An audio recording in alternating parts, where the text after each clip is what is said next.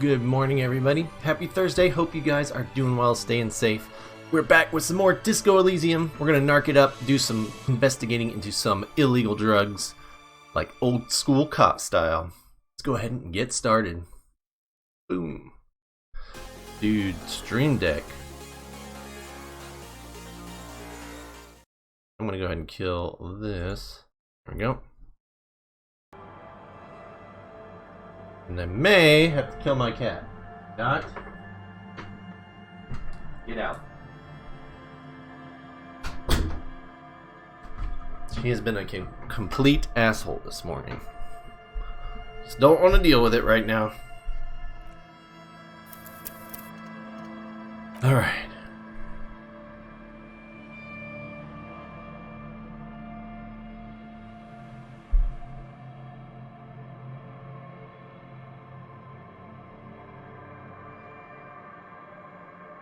I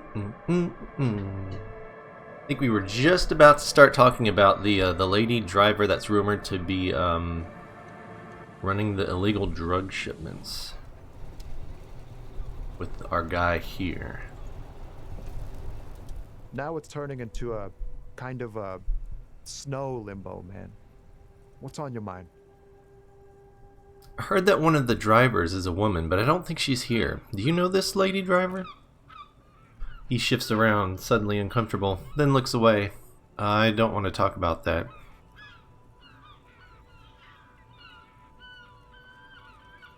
I don't mean to pry, but I need your help. She may be involved with the drug business.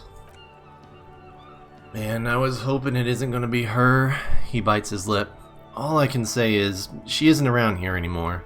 She isn't some evil drug trafficker, and I don't know where she is.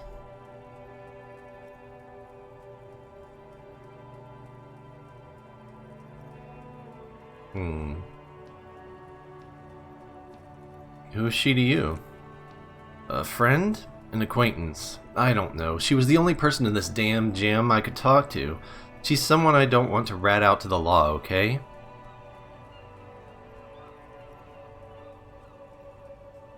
Who is this person? What's her name? Thank God I don't know. People here call her the lady driver. She kept her name a secret. From me, too. Now I see why. I asked you who's conducting the drug trade. You said you didn't know. Now you're saying you do. I didn't, man. I told you I was hoping it's not her. That she wouldn't be mixed up in it. It's true. We would have caught a lie, but a kind heart is tricky. Emotional rhetoric. He knew something and he didn't share it with you. That's a fact. What does she look like? A youngish woman. Gruff, but in a cool way. What color hair? Blue and violet, dyed, he answers reluctantly. It was violet when she got here, blue before she went. And she may have dyed it again. When did she leave? Damn, I don't wanna... He looks you straight in the eye. Please just go. Let it go. Whatever she did, it can't be that bad. Just, she's not a bad person, I know that much. We can't just let it go. It's part of a police investigation. That's how it always is with you, isn't it? All part of the investigation. He shakes his head. The girl's troubled. If you hunt her down, she may not survive it. I can't have that on my conscience. It won't come to that. We won't pursue her on this. This is information only. I don't believe you. You said she's troubled. How? She's got the darkness in her. That young person's darkness when you think it's all over and you're looking for a way out. She shared this with you? Yes, which is why I don't want to snitch on her. I was told everyone's afraid of her. You're not? I heard the rumors. I saw the other drivers looking at me strange when we talked, and she told me too that she's had a violent life, but I wasn't afraid of her, more like for her. Did this violent life include drug trafficking? Well, he sighs. It looks like it did now, but we didn't talk about that. We talked about life, you know? She talked about her mind. Hold on, her mind? The way it worked, the trouble it was giving her. The pain it was causing her. When she left, did she leave her lorry behind? Fuck, man. Go grill someone else with these questions, okay? There are plenty of drivers here who couldn't stand her, or were afraid of her. They'd be more than happy to rat her out. He's right. There are other options. The race man, for one. The gray-haired woman. Maybe she knows something? Wait, this guy says they're friends, then acquaintances, and he's okay with others ratting her out?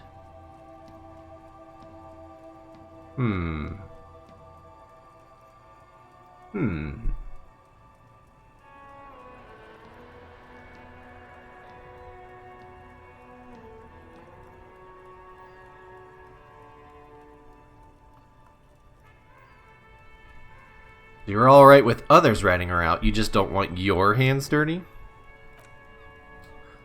Fine, I don't want to be a butcher, and I don't want to be a knight either. I just want to be a person who can sleep at night. A little fame wouldn't hurt too. Put yourself in my shoes. I need this for another investigation too. It's important, I can't blow it. I don't want to force him.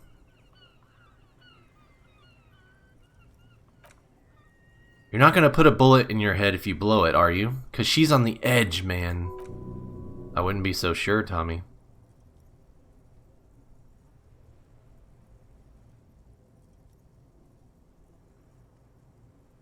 I wonder, what does force mean? Like, I don't want to get violent here. Or is this like, you know, force the dialogue? But if she does end up dying later, he's gonna frickin' lose it.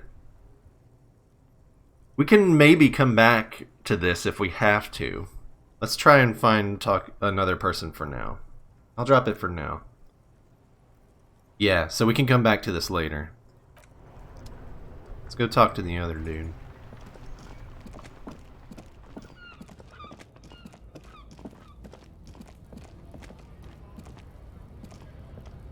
Looking for something? I know you've been giving me the runaround. Vess up, where's the lady driver? He smirks. I don't know what you're talking about.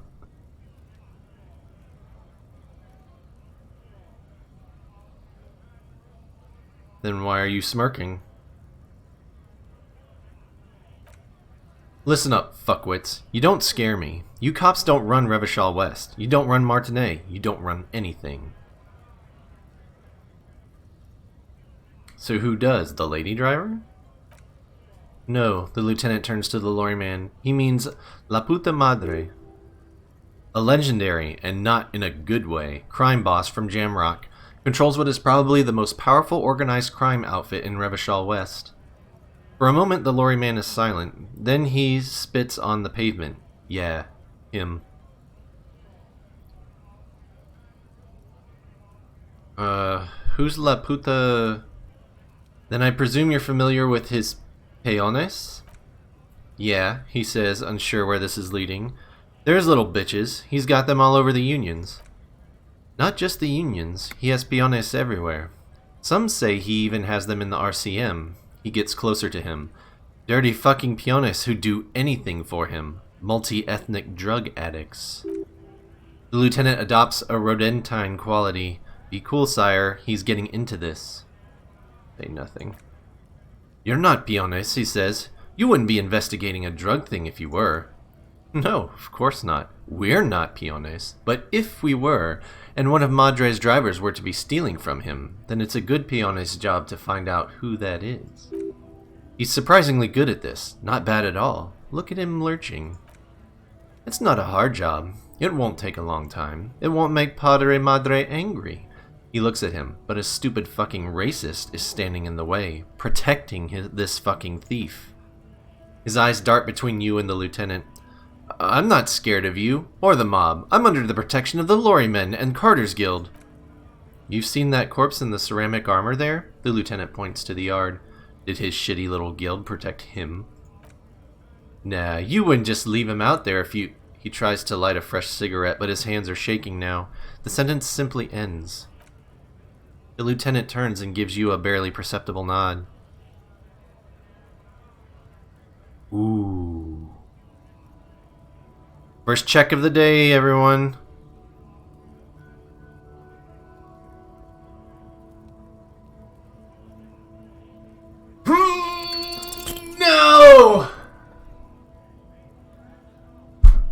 The main thing is to not overdo it. Even when you're trying to scare someone, the most important thing is, how does it look on your resume?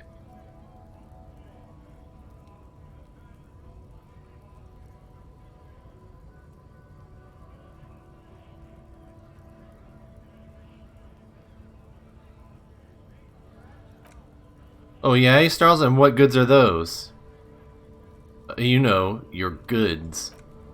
The lawyer raises an eyebrow. This is some kind of homo thing?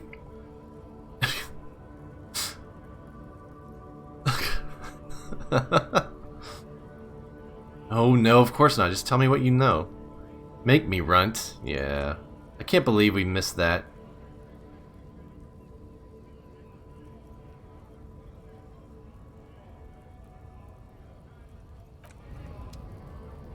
Annoying. Hey, Martin. Hello, good sir. I'll be lurking while doing stuff. Thanks for the lurk, sir. Enjoy your stuff.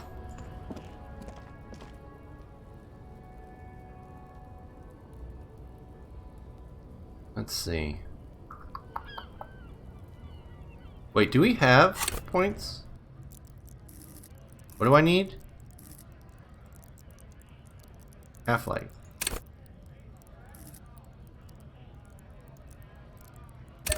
Yeah, we do. Try again. Wait, nope. Save this time. I knew he saved a point. Looking for something? Alright, 58%. Don't fuck this up, bro. Hey! Men like this only respect two things: strength and fear.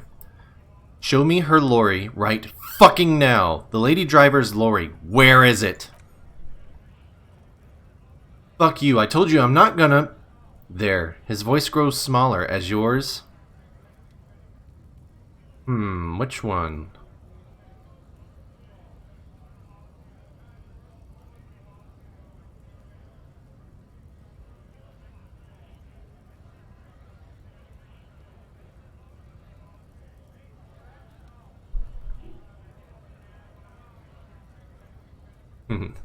I kind of like this one.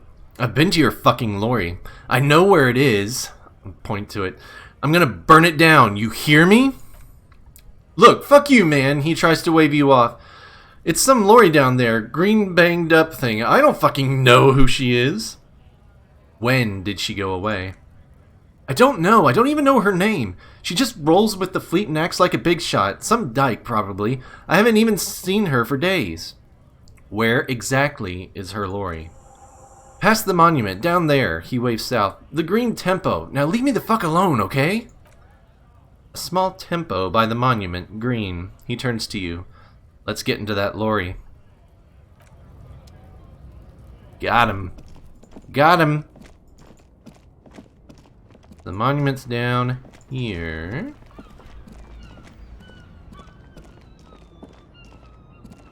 Green.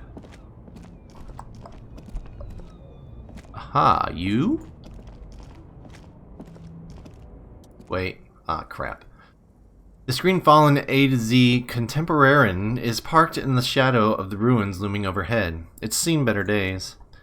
This must be the one he told us about, unless he was lying. The lieutenant peeks inside.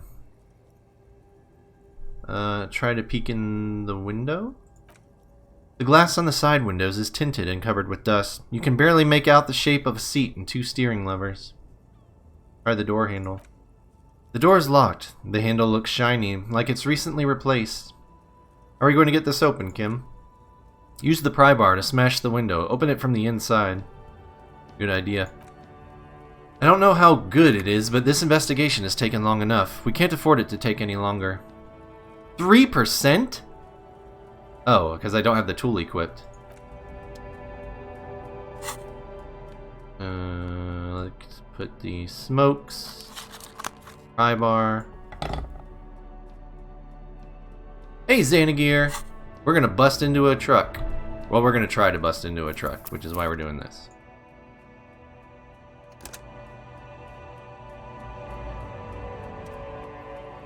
%. Gonna need to do it, though. Yeah, figured that wasn't gonna happen. Come on. I want to get it the right way. We're going to do it this way. You had the key for this? Did you force the guy to tell you? Maybe he had her key for it. Was holding her key for her.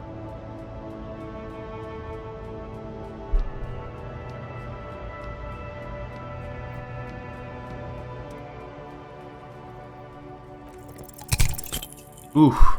Why? I forgot that you can actually do it from here. Yeah, that guy. I figured that it said I could force him, but I didn't want to force him because I thought if something happened to her, he might, you know, do something himself. And I kind of want him on my side if I can have it. Jesus. 28% my ass.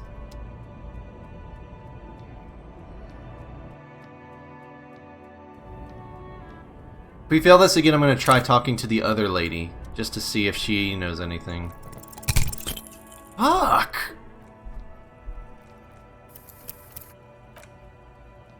This is not a 28% check at all.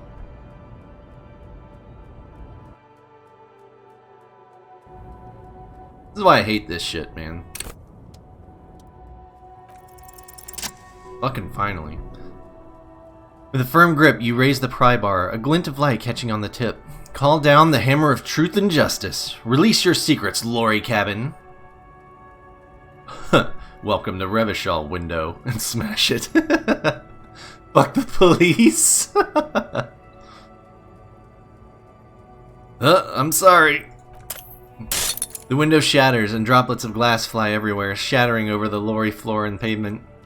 Subtle, says the lieutenant and sticks his hand in the window, like a common car thief, and then opens it. The smell of cigarettes and perfume welcomes you. The cabin inside is plastered with old movie posters. Actresses smile from the walls.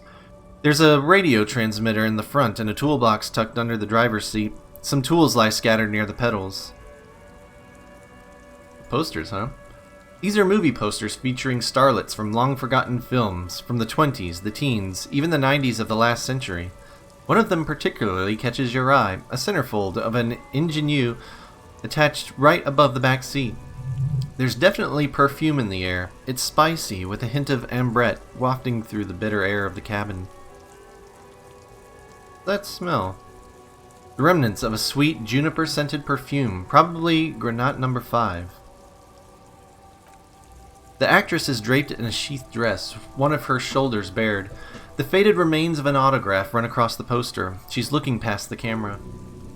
Wait, doesn't she resemble someone you know? But you can't put a finger on whom exactly. This is Tip Tijon, a starlet from Dawn of Cinematography, less known for her talent than her tragic, untimely death. What happened to her? She wasted away in a drug den called the Door to the River, not far from here on Boogie Street. A mixture of cocaine and morphine. She was afraid of the world. And the camera, too. That's sad.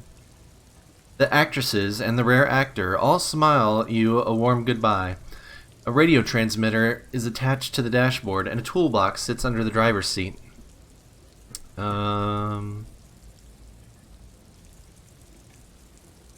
Check the pedals?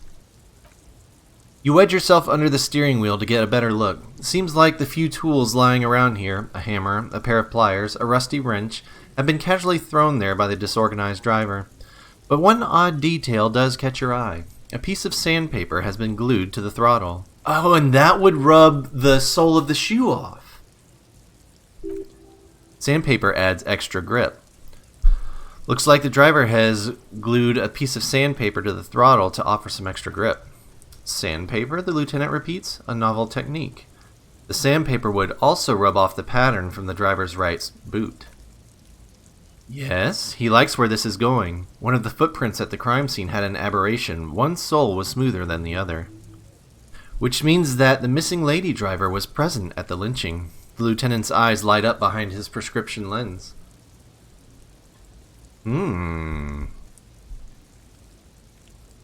First the drug smuggling, now this? How deep does this rabbit hole go? We've identified one of the footprints, but there are still 7 to go. He writes something in his little black notebook. The movie stars are still smiling from the walls. There's a radio transmitter in the front and a pull-out toolbox tucked under the driver's seat. Alright. We nailed one of them. We got one of them at least. Well, you see, insert statistics lecture. Oh, I took statistics. I know how it works. And the odds of failing that 25% check that many times in a row is very small. We can do the math if you want.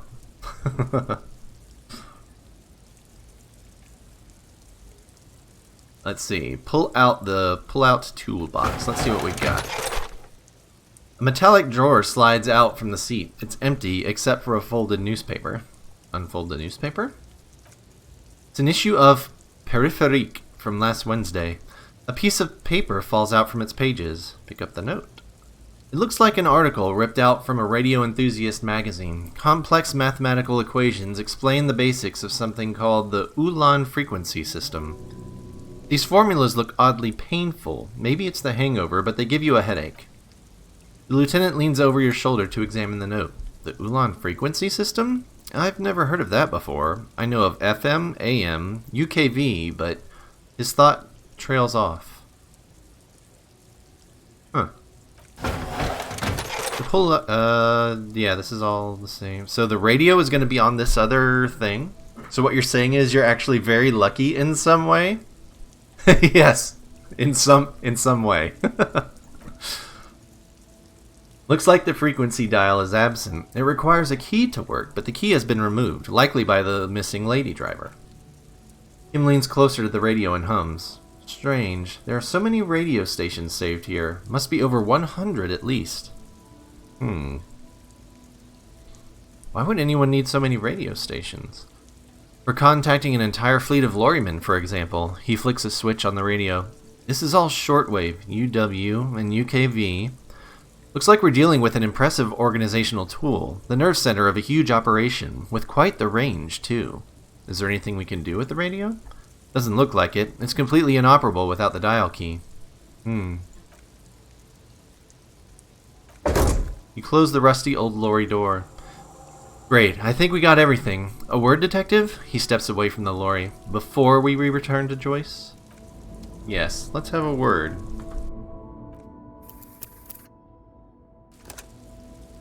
This is getting interesting. So our illegal drug runner was present at the murder.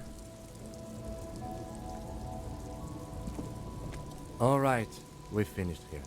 Let's quickly debrief and go over what we found, so we don't do it in front of the company rep. Good idea. Seems like something police would do. What do you think of all this, Kim? Honestly, I'm not quite worried by what we've seen so far. Or I'm quite worried by what we've seen so far. The evidence seems to point to a rather extensive and well-organized operation. I'm especially intrigued by that radio transmitter, particularly the sheer number of stations it can connect. Looks like this alleged drug trade casts a wide net. This means it's well-funded. Technology like that, a major player must be financing it. I'm not sure what the Ulan frequencies are all about, but they may hold some significance.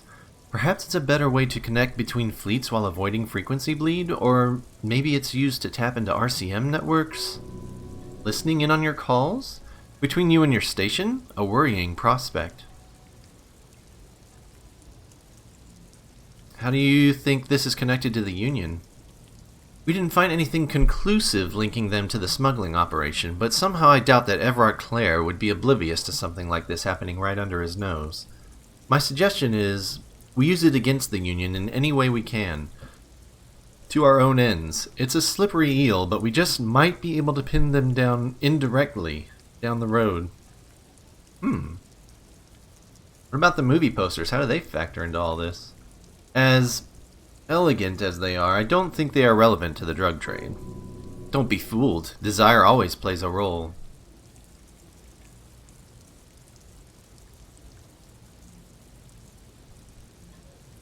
A lot of women there, especially for a lady driver's cabin. Yes, well, he doesn't say more. Will the RCM open an investigation into this? We should return to the murder case, see what Joyce tells us about the lynching. When we're done for the day, I'll call my station and suggest our narcotics department look into it.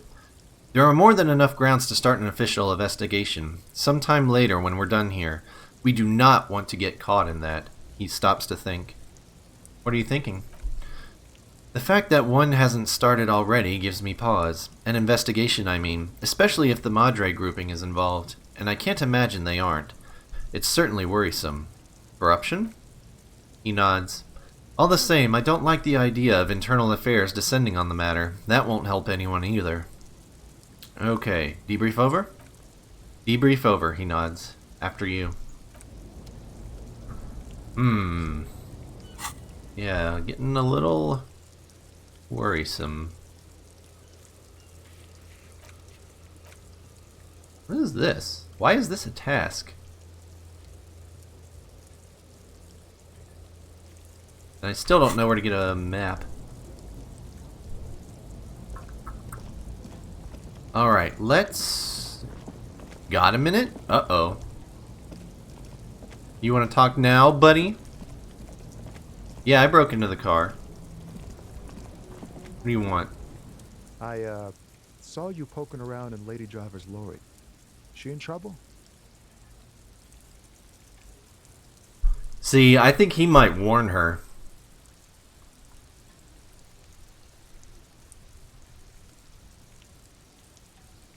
I wonder if I should lie to him.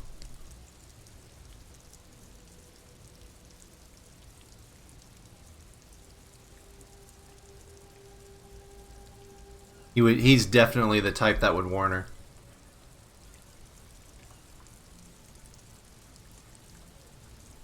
No trouble. She's gonna be fine. Oh man, that's like a load off my mind. All that stress was messing up my rhymes. He chooses to believe what's best for her. What's the plan with those rhymes anyway? Oh, you know, the thought lightens him up. Tommy Leholm's gonna be a musician. Spreckgesang, but with beats. I've got a lot of free time on the road to hone my craft. The correct grammar is Tommy Loam. Why Tommy Loam? Tommy Loam was taken. He shrugs in what can you do manner. My real name is Jerry Lafitte. Tommy's way better. Alright, good luck with that, Tommy. Gotta run. Yeah, you too. Be safe, detective. I think that was the right decision to not tell him. Yeah? What you got? We should think about calling it a day, maybe. The nights are still miserably cold this time of year. I haven't paid the cafeteria manager for damages yet. You should take care of that, then. But I don't have the money. I tried. Let's talk to him anyway. An officer of the RCM shouldn't be sleeping in the streets. We'll figure something out.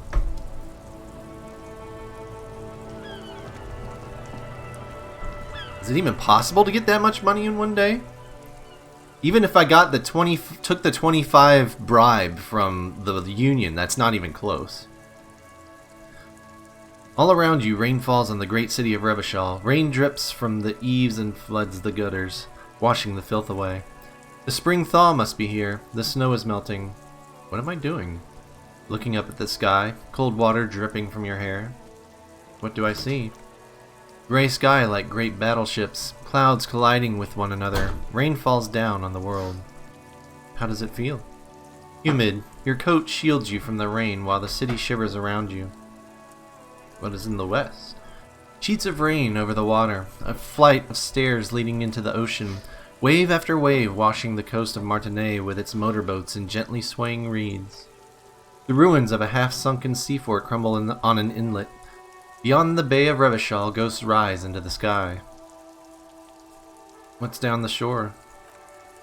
Urban coastline, rain dripping off an eternite-covered roofs, cinder blocks left over from half-finished construction, a defunct research and development building once seized by revolutionaries.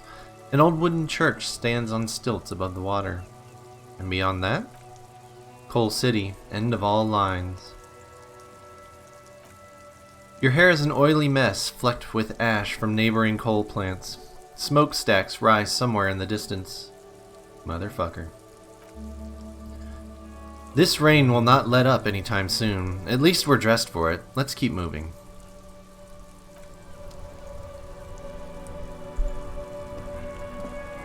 got some beautiful writing in this game.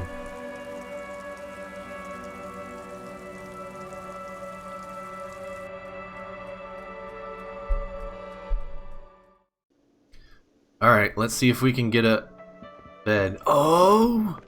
Can we karaoke it up?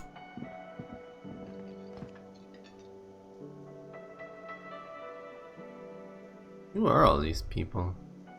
Ooh, I see a bottle. Got him. Oh, you can't even talk to any of these people. They're just like regular patrons, I guess. Wait. Can I help you? Goodbye. Just in case. Because I really want to not sleep on the street. Can I help you? So, about that money I owe.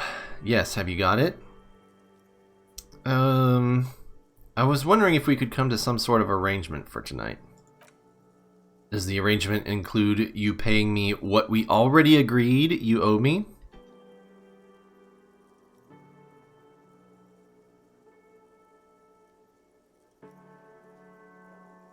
Kim is about to say something, let him. He adjusts his glasses. I understand your predicament as the manager. However, I feel I must remind you that we are here to conduct an important investigation that also affects your business. Forgive me for saying this, but your colleague seems more committed to drinking and... He stops mid-sentence. I mean no offense. It's really nothing personal. I just have to protect the interests of this establishment.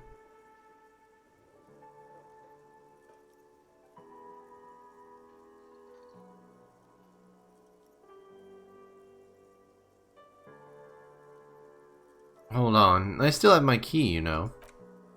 Good luck trying to use it. He taps his foot against a metal box installed in the back of the counter. All the locks have an electronic component. They have to be unlocked down here, with a master key before your guest key will open the lock. I'll find a way in. I'll break the door down! This conversation isn't going anywhere, is it? Not until you bring me the money. Okay. He turns to you with a heavy sigh. I might have something in my motor carriage we can use when you're done here. Oh, Lieutenant, we're done here. I wonder what's in his motor carriage. Does he have money set aside? Also, let's switch this out for our ciggies.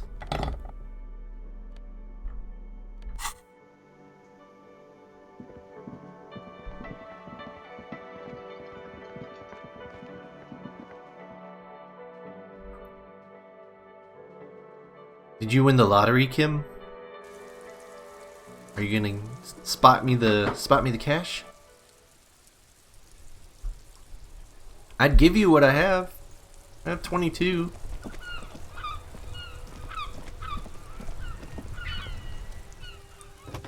Let's see. Inside you see a set of... Yeah, that's all the same. I have something here we could sell. Look in the back, in the suspect transport enclosure. Transport enclosure? Regular people just call it the cage. Look in there. The cage at the back of the motor carriage looks rather uncomfortable. 4 shiny hubcaps are stacked against the seat. Their silver edges sparkle in the dark. I confiscated these for a little while back. We can take them to the pawn shop down by the Martinet Canal. Oh, so you can sell stuff there. What do you mean you confiscated them? Did he steal somebody's hubcaps? Thanks, I appreciate your help. The lieutenant nods as you take the spinners. Okay. I remember seeing the pawn shop, we just never went inside. I think it was over here? Or was it... It was down the road. I think.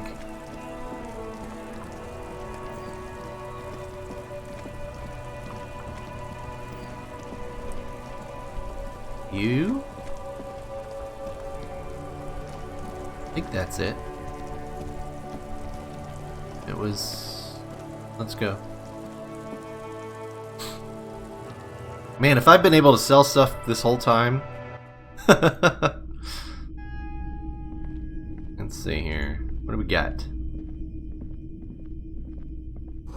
Some kind of machine. An antique cash register? Is there cash in it? Welcome to the pawn shop. Mostly military wear with a few more eccentric fashions thrown in. A bust of a woman. The plaque simply says DEI. In the dark, a film projector is whirring away. It's not often that I see officers of the RCM in my pawn shop. The man at the counter turns to you slowly. What can I do for you? His courtesy is not insincere, but he prefers being alone with his projector, just watching the movement of light across the walls of the shop.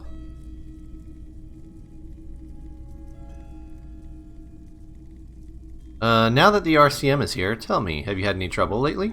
I haven't really had any problems myself, though some of my customers have complained about the inconsistent law enforcement. Who are your customers usually? All kinds of people come through here. Locals, travelers, people looking for a deal, people looking for a keepsake, people who are terminally bored. As you can see, I have a wide selection of goods for everyone to choose from.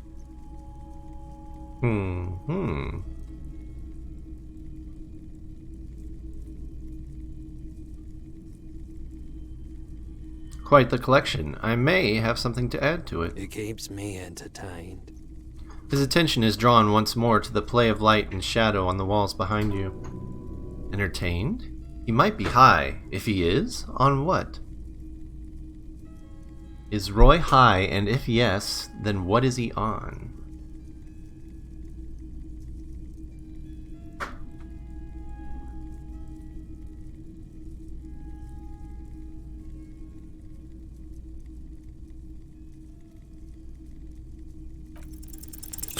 Damn. Okay, he definitely is high. Whatever it is, you've probably done it, and many other things besides. But you can't cut through the jumble of sensations to get to the answer. Looking at his wares, talking to him, that might give you more clues. Electrochemistry would unlock this one. There's something I'd like to sell. Yes, we'd like to sell these hubcaps. The lieutenant steps in and hands him the spinners. Roy takes the hubcaps from the lieutenant and inspects them. The spinners appear iridescent in the dancing light of his pawn shop. He marvels at the cobalt shimmer and nods. Yes, these are very, very good. Did you defraud some foreign prince for them? Jump a mesk banger? No matter, I'll give you 200 real. No one was defrauded or jumped, I assure you, the lieutenant explains as the pawnbroker opens the register and counts the cash. Of course, I meant no offense. 200 real for you, officer. Delightful doing business with you. Do come again. Thank you. He takes the cash, then turns to you. Here's the 130 real you need for your bill. Do not waste it. The rest goes in his pocket. The rest is for him, to compensate for the pain of being separated from his radiant spinners. Anything else you're thinking of selling? Both the lieutenant and the pawnbroker turns to you.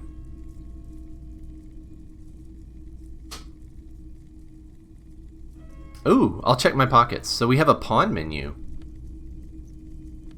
Yeah, none of this was gonna get us what we wanted. We could sell these postcards, though. We don't really need these, I don't think. Pawn that one. And pawn that one.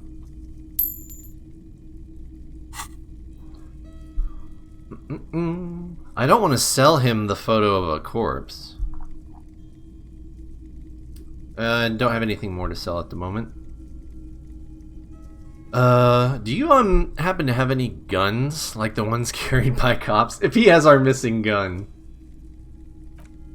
Someone else came here earlier today asking the same question. I promptly sold her the gun you pawned a couple days back. I pawned it? Oh no! I pawned it for drinking money. Oh no!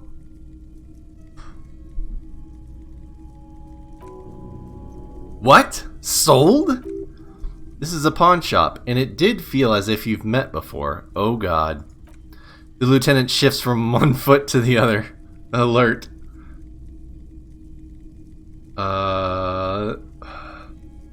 Was the buyer a policeman too?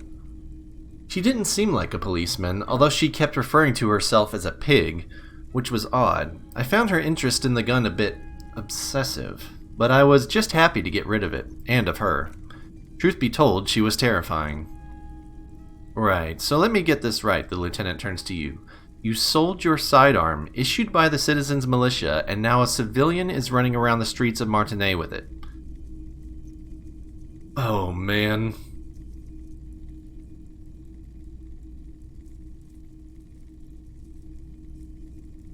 I'm sorry I sold my gun. Yeah. I don't like it either. What if she intends to commit a crime and blame it on the citizens' militia? You're right that she could cast aspersions on the force. We have to find her. He looks around, worried. Any idea where I can find this buyer? My apologies, officer, but I have no idea where she was coming from or where she went. A needle in a haystack. There is nothing you can do about it right now. You'll just have to hope Everard wasn't lying and the Union can track her down in time. Have people from Everard Claire's Union come here to track that gun? Maybe. Shady-looking guys came in here yesterday, looking like they'd just taken off their Wild Pines overalls. They asked if I have a police weapon to sell. I told them I already sold it. They went their way. It was a trip, but you know. All sorts of people come here, asking for all sorts of things. Maybe Claire really is tracking down your gun. The lieutenant's eyebrows raised slightly. People as oleaginous as Everard seem like they're lying, even when they're really being truthful. At least now I know how I lost my sidearm. Let's talk about something else. Of course.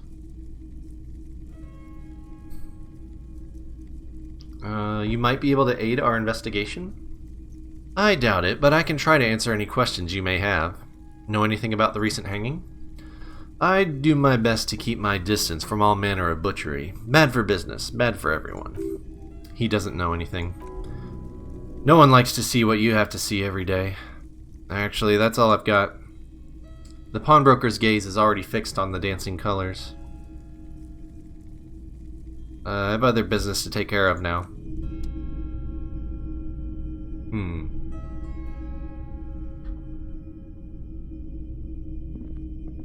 Why is that one yellow? Rack of second-hand uniforms. Wow! A very large red t-shirt with an impressive print stands out from the other garb. Oh yeah? Oh yeah. The print depicts a muscled man striding toward you, a giant sword in each hand, encircled by burning embers. Behind him is a cluster of cabins engulfed in flames. Beneath him are the words, Hjemdal burning. The antlers on the hood of the man's cloak and his piercing blue eyes are familiar. Sniff the t-shirt? What's the deal with the man on the t-shirt? It's the man from Hjemdal. Walking away from his burning village, yes.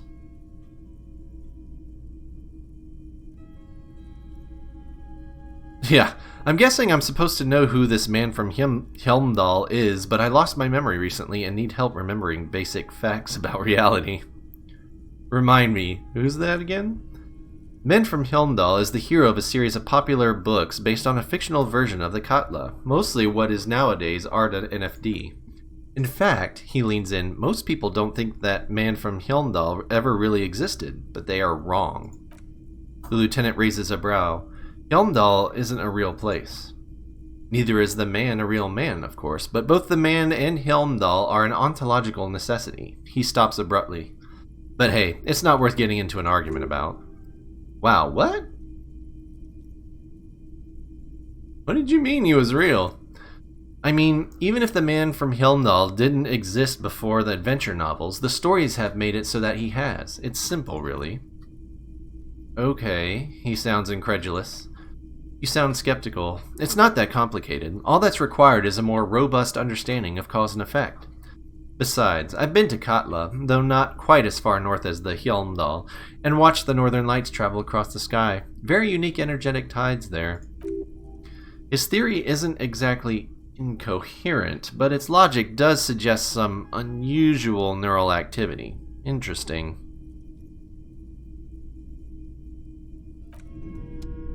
Huh. So does that mean I can try that check now? Greetings on this fine night. What brings you here? It's cool that you're still open. Big city Pawn vibes. shop is always open. 92% now. That means we're definitely gonna fail it.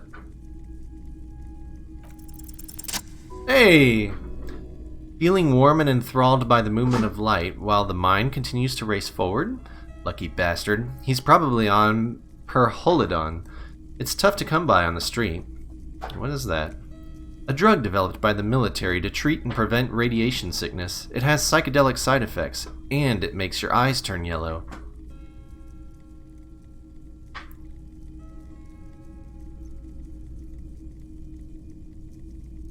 Get straight to the point. So, where does a man get Perholidon these days? He takes a step back, studying you. How would I know? No judgment, just curious. I probably did loads of Perholidon before I lost my memory.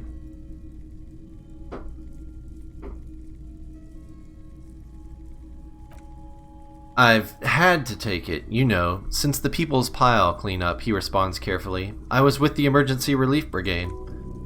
He's taking it for mental and emotional, not physical pain these days.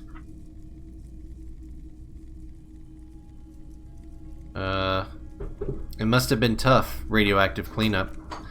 He hesitates. There's a reason why everyone's tried to forget any of it ever happened, and why no one has tried to repair or replace the pile. So much disappointment, and early deaths, cancer mostly, and we knew all that was coming even as we were cleaning up as best we could. Whose fault was it that the generator failed? No one's, everyone's, he sighs and shakes his head. So much bitterness. A bunch of poor people built themselves a primitive nuclear reactor hoping for the best. What do you think is going to happen? Tell me more about this emergency relief brigade you were part of.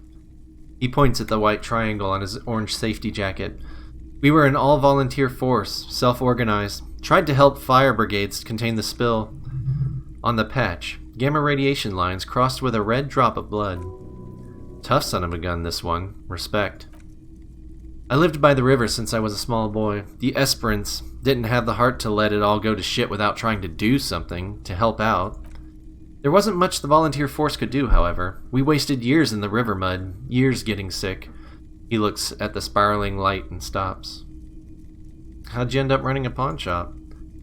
The cleanup happened 15 years ago. I was young then. Later, my second aunt died, left me this shack and the assorted junk in it. So I came to Martinez. People told me, don't go there, it's a shithole. I said, people, we just had a nuclear pile meltdown. I'm gonna get as far from Fallberg as I can. Still in the same city, but... He shrugs. Thank you for telling me. He shrugs. I like theory more than story. Outward movement, not vortices. Yeah, you gotta get in on those vortices, my man.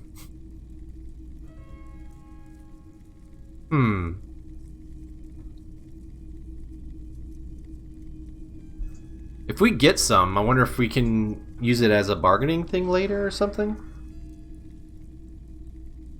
Or if we're gonna end up actually taking it. Care to share your Perholidon with me? You said you've done it before, yeah? The lieutenant steps away, pretending to admire some of the knickknacks on display. Looks like he doesn't want to get involved. He won't be your narc, but he won't be thrilled about this either. Shit. Oh, that's not exactly what I wanted. I thought I was going to add to my inventory. I haven't, but don't worry. I can take it. If you say so. Here you go, man. He presents a large cap-shaped object on the palm of his hand. Very odd-looking. Yes, darling. That's the coalition government ordained Perholidon. Straight into your gut. Oh, there we go. Refuse to take it for now. I respect your decision, officer. What else can I help you with? I just wanted it as a possible inventory item. I'll see you later, dude. Thanks for the story. Alright, let's go pay for my stuff.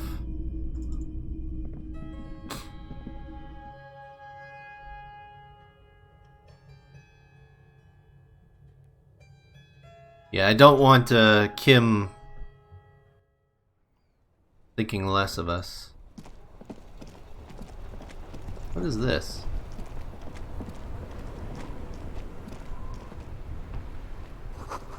Tire tracks leading onto the roof. The slush and rain has almost washed off them. Is there any money or anything here? No. Alright. Let's go pay off our debt and go to sleep. End of day 1.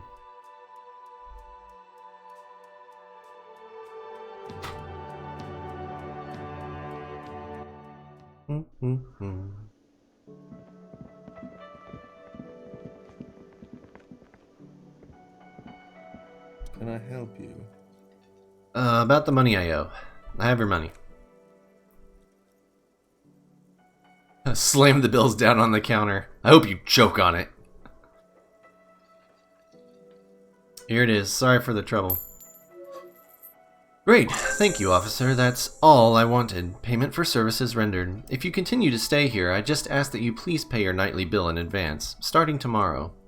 He takes out his keychain and fiddles with the mechanism behind the counter. The electronic lock to your room has been disabled till 2100 tomorrow.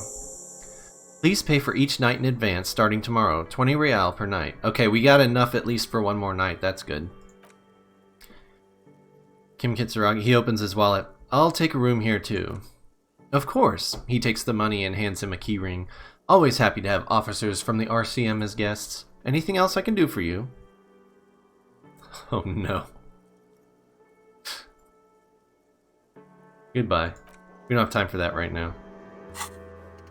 Alright, find money for rent. We'll do that tomorrow. We got the money.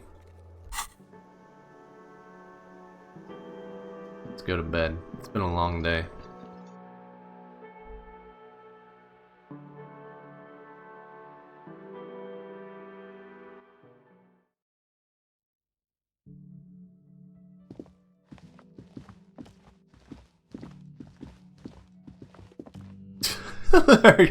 our room.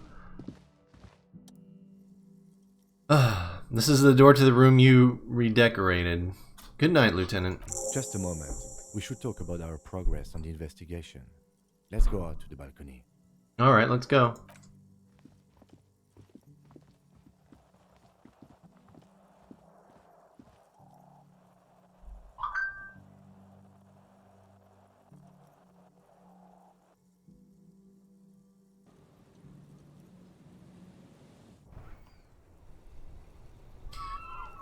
The air outside is brisk. The lieutenant is silent for a moment. He listens to the traffic hum, then... Now then, we should talk about the investigation. But I also feel you're a bit hazy on the RCM. Our role here, our rights, our jurisdiction, basically. So what are our powers exactly, the RCM?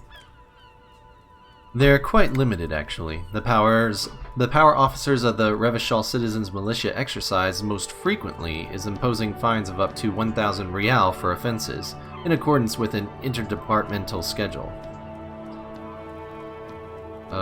Wouldn't that be an easy power to abuse? Yes, although indirectly, as citizens can always request records from their local station. Officers of the RCM have been known to take bribes of less than the prescribed fine amount. He frowns. It undermines trust in the RCM. Why not more than 1,000? The RCM's primary role is to ensure safety. We're not really supposed to play any part in the economic structure of Revachol. Okay, what else? We can arrest people, of course, but rather than bringing someone in directly, it's preferable to serve a station call slip. It prevents confusion and overcrowding. Wait, how can you be sure the arrestee will show up? You can't.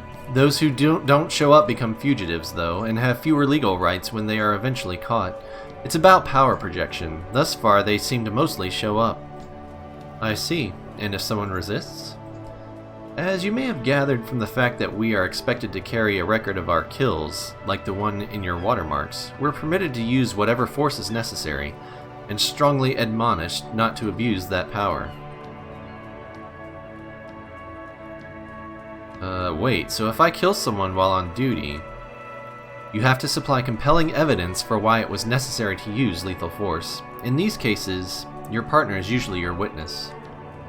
Not a good position to be in, by the way. Internal Affairs handles these cases thoroughly, by cross-examining you for inconsistencies. It is hard to cover for anyone, which is for the best. What happens to the people we convict? We don't convict.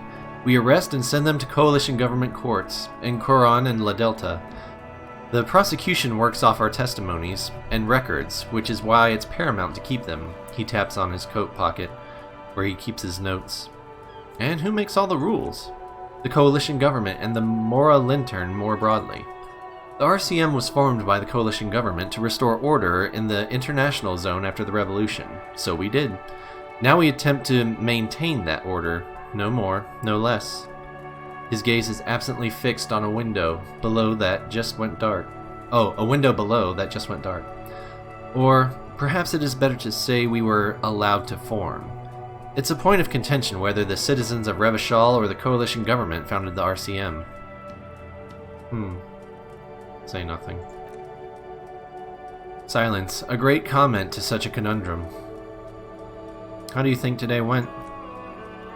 Well, we inspected the victim's body, so that's good. It was not easily approachable in that state, but we did it.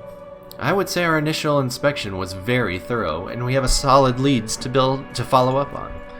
Then you shot the body down, which was, he pauses, searching for the right word, quite the shot.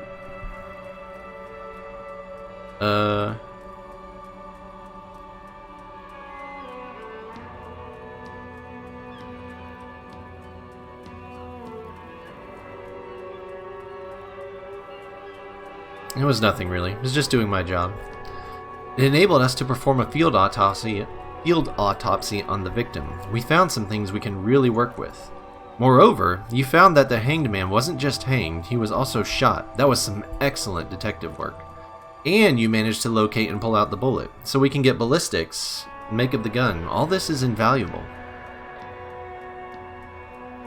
It was the least I could do given all my past mistakes. The rest is up to the boys in processing. Maybe they will surprise us by doing their job for once, but I wouldn't count on it. We also performed a thorough search of the crime scene. All in all, we handled the situation very professionally. Now for the interviews.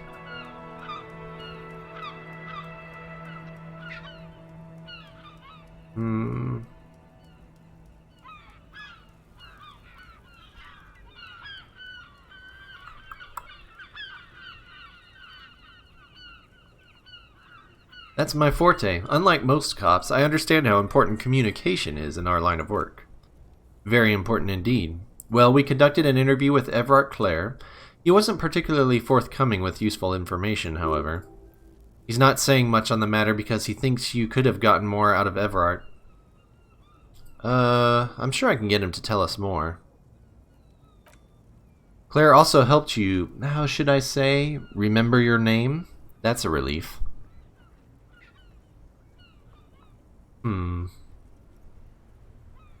Big relief. It's a very serviceable name, too. Moving on. We tried to get to interview the Wild Pines rep, but she asked us to do something for her first. But fine, he shrugs, so be it. We learned some interesting things along the way. We have to get Joyce to talk to us. I have a feeling she knows how dangerous the situation really is, but we also have to be careful about what we share with her.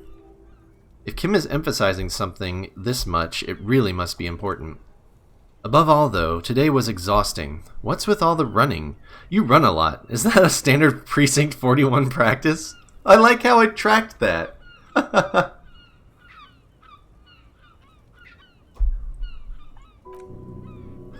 have a really good theory about why you're running so fast, son. Just you wait until we get up tomorrow.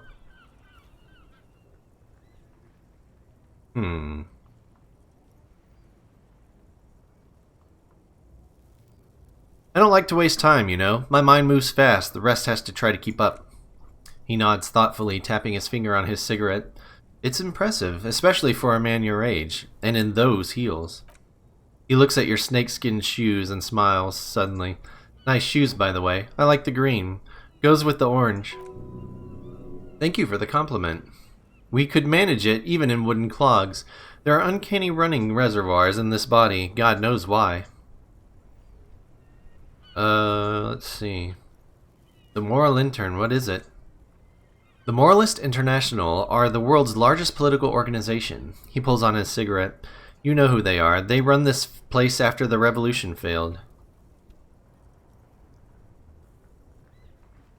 I really don't know. That's how bad it is in here. Okay. They're a union of center-left and center-right parties across the Real Belt. Our coalition government is just one of its many projects. They also run the ICP, most intergovernmental organizations in the world. What do you think of them? The Moral Intern are a fact. I try not to have opinions on facts until they change, and he looks at the city below. It doesn't look like that's about to happen. What do they believe in? What do they believe in? They are DeLoreans. They believe they continue the humanist project set forth by Her Innocence Dolores Day 4 centuries ago. Others say they're just technocrats. Those others say they continue the humanist project set forth by Dolores Day. What is their symbol? Interesting question. It's a blue forget-me-not. Their motto is love, compassion, self-discipline. I think you can gauge what they want you to think of them from that. Something kind and usual. Something almost self-explanatory. Something even a little feminine, but in a strict manner. Something like the dark blue, serious color of the early night sky above. Who was Dolores Day? A historic figure? The author of the modern age? He thinks. You will have to look elsewhere for opinions. The subject of humanism is too abstract for me. For you, she is something painful, though it's hard to say why. I have an opinion on the Moral Intern. Do you? The lieutenant arches his brow, then pulls on his cigarette. It's a slim white thing in his fingers.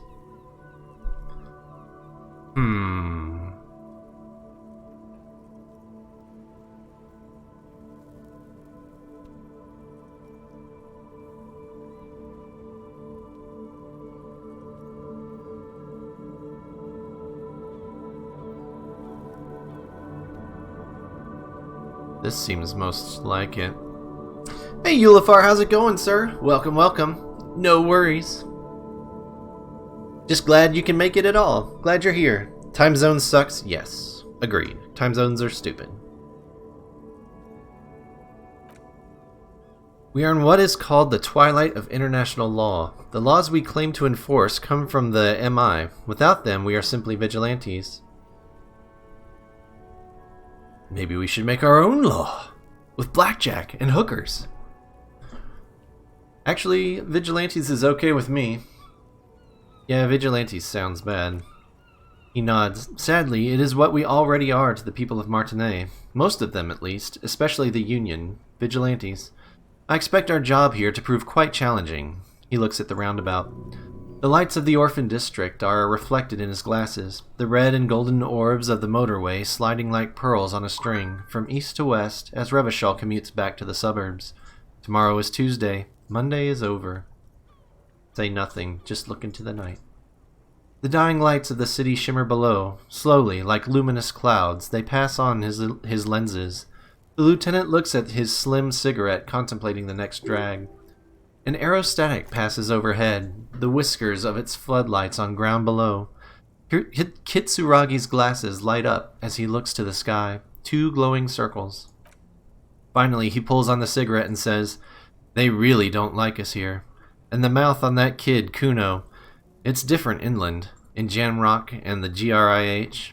Why are they like this? It's our fault for leaving this place to the dogs. To the Union, to the company, not daring to come here more often. It's like I told you, this place is an orphan, fallen between the cracks. And in Jamrock and the GRIH? He looks at the dark silhouette of the equestrian monument cutting into the night sky and says, "We run this city. West of the river is RCM land. It's incredibly hard. Human beings are..." He shakes his head. "But we are in control, and it's worth it. The organization works. Our systems work. If they didn't, this city would disintegrate. I hope our investigation will help improve the situation here, at least do some good." "Me too," he says quietly, "but I wouldn't count on any drastic changes in our lifetimes." He is very tired, but the dark circles under his eyes make him look younger, not older. Thank you for this. Yeah, it's getting very cold now. Let's go. He puts out the stub of his cigarette and looks to the door. Wait, the smell of the sea makes you dizzy? Alright. Well, let's go pass out then. Thanks for the lurk, Eulafar.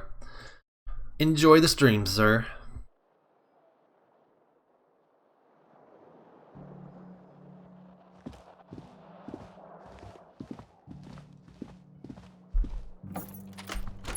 See you in the morning.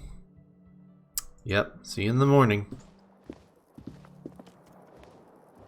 Pass out on the... what's left of this bed? The bed is cold and not particularly inviting, but it's yours. The sheets look awful. The option to go to sleep becomes available every night after 2100. Crawl in.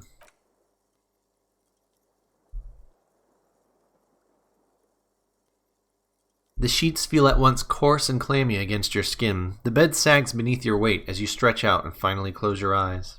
Is it time for some nightmares? I feel like we should probably have nightmares because we're a crazy person. And then sleep doesn't come. But I want to sleep. Obviously, you're in bed with your eyes closed, but it's not happening. Why? Maybe it's the bed's fault? Check the pillow. Its synthetic filling has separated into hard lumps. The pillowcase smells oddly. Smells of alcohol and sweat and grease. Check the blanket. It barely covers your toes, stretching over your soft belly. This is your body here, intimate and warm, breathing. Roll over to the other side. It's a little better. Colors, scenes, and half-formed phrases still litter your mind. Part of you is still trying to solve the case, isn't it? Who killed him? Who? Something to do with... what was it that the lieutenant said? Union? And it's gone again. Your thoughts lost between the slowing brainwaves. No more thoughts. Fall asleep now. Your breathing steadies. A great silence washes over you, until your eyelids twitch in your sleep, and images start forming.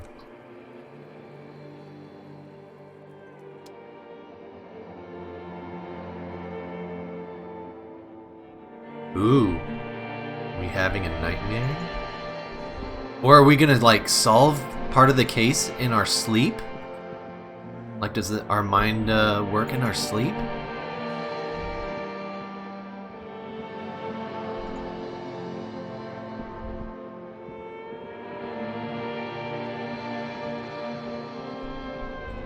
Yeah, I knew the body was going to be there. I wonder if there's, like, anything else.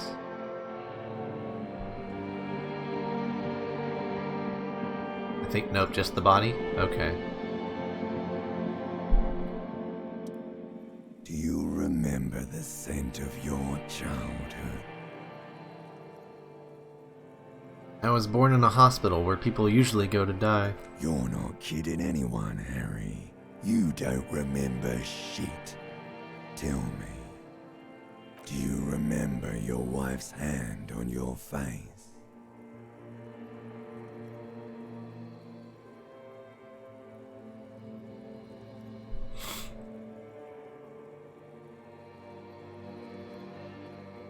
You said who? I think from the sound of things, I left, maybe? Or I was left? I don't know. We did find that note in our binder thing, in our clipboard, that love note from her. It seemed like she really loved us. Why would we keep that if we left? She probably left us, right?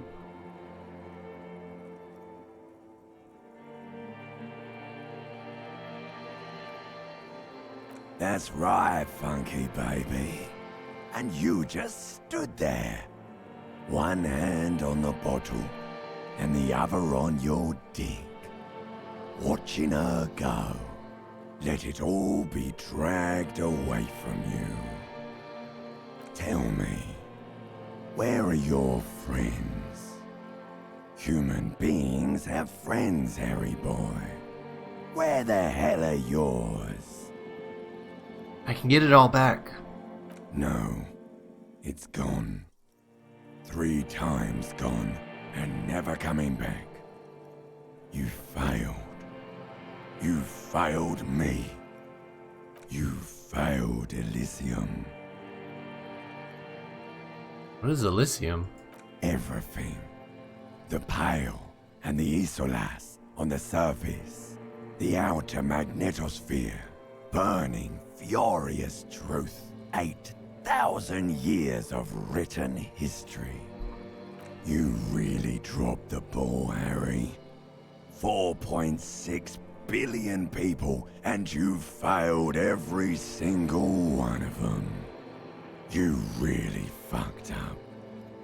I can come back from this. You're not coming back from shit. Thrashing around in that high conductivity state of yours, bumping into things and acting like a clown? Who are you kidding? This option keeps staying here. I've talked to you before. No, Harry. You were just talking to yourself. That's all you ever do, even in your dreams. And the act is wearing thin. The spots on the disco ball fade around you. You'll be back in those cold snakeskins in no time, sweating up the bed. Stinky boy. Trying to solve this case. You're trying to what? I can't hear you. This is just a word dream now. Jumbled up garbage. The pictures are gone. The bed rises to meet you. A thin, sleep-like state. More glass than velvet, grinding in your head. Something is wrong. Sleep shouldn't be this bad. This dry, this unnourishing. There's something wrong with your thoughts. Some kind of new type of hangover. God, there's another type? Oh yes, party boy. And it's worse than the one before. Just think of the shit you saw.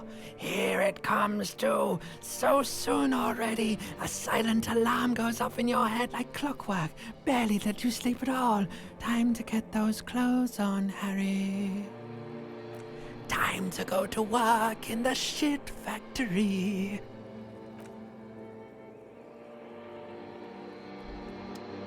God, I love the writing in this game.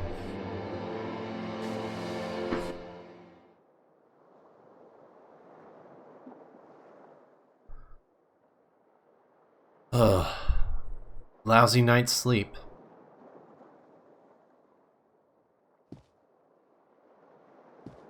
Can I get bottles in my room? Oh wait, what's this? Good going, buddy. Oh my god, what the hell was that?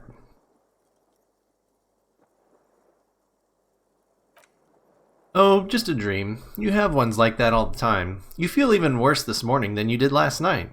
The hell is going on with me? You mean, why are you so tired? Too tired and down to even think? It is worrying, isn't it? You can't be a detective like this. Detectives need to be able to think. Why is this happening? It's just that your heart has finally pumped all the speed out of your system, Buster. Time to get some more. You're too weak to say no now. Waking up is the worst part. Maybe somewhere down the line you could decline.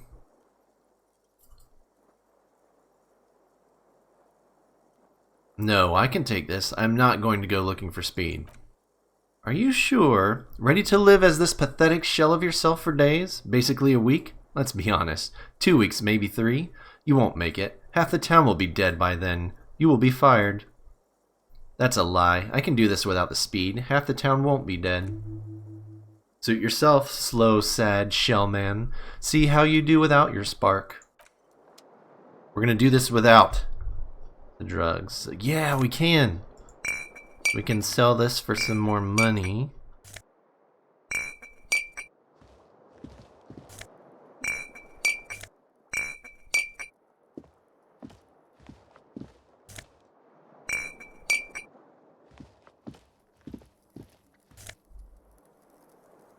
Empty cassette case?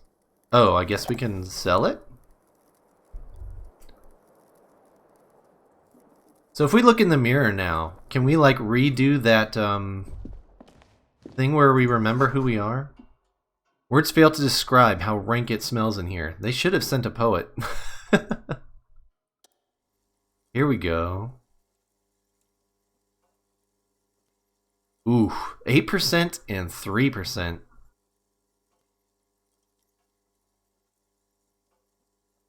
Let's see if we can catch one of these. Attempt to stop the expression from happening. Yeah. It's too late. Like an image on film, the expression belongs to your primary motor cortex. It would take a minor neurological miracle for you to cease producing it. You need electrochemistry to open that? Wait, tool not in hand? Use your chain cutters to fix the faucet. Okay.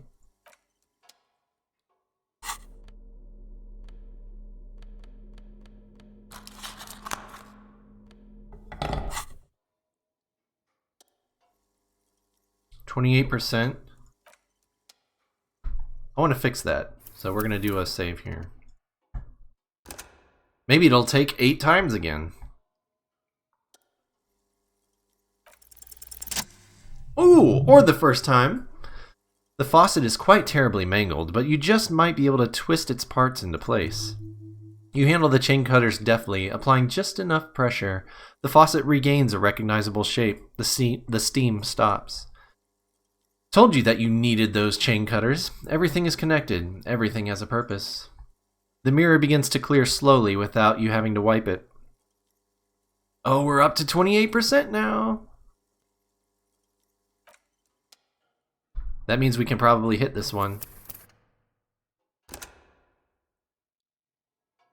in a reasonable amount of time.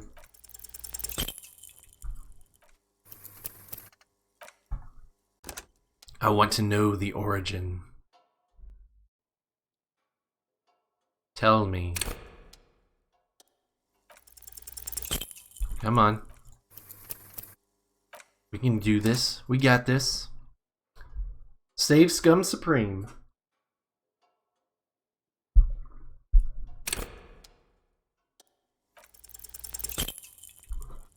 Stop rolling them 6s. This ain't craps.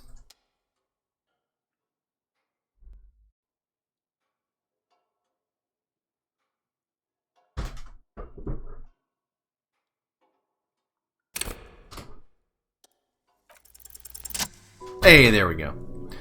It's like something snaps in you, a nerve ending, a thought, a sadness. Your face in the mirror is suddenly clean of the leer that had distorted it for God knows how long. Just like that, it's over. The running gag that your life had become. A sad old man looks back at you. Whoa. That was less, great than I thought. Is there there's nothing in here, right? This is not the cleanest bathtub in the world, but it's cleaner than you are right now. Ah, that soap scum smell. It smells like life, at least compared to you. Oh, that's right. We are still dirty from that investigation. We need to run ourselves a bath. The bathtub slowly fills with water. The water beckons. The water is only lukewarm, but still comforting, like amniotic fluid. A few beer cans are bobbing up and down along your flanks like sad duckies. Take the beer cans out. Now you are alone with your thoughts in the tub, but it's easier than being alone with your thoughts outside the tub. They're not even really thoughts, just assorted sensations, none of them acute enough to focus on. Linger in the tub a little. Your fingers grow pale and are covered with tiny whirls as the water cools. Imagine something. You see the corpse. You can still smell the cadaver on you. It's going to take more than one bath to get rid of that stench. Then, houses along a narrow street, a video rental, darkness on the planet's curvature. This is like, I feel it's like where we used to live? Because I think her letter mentioned the video rental place?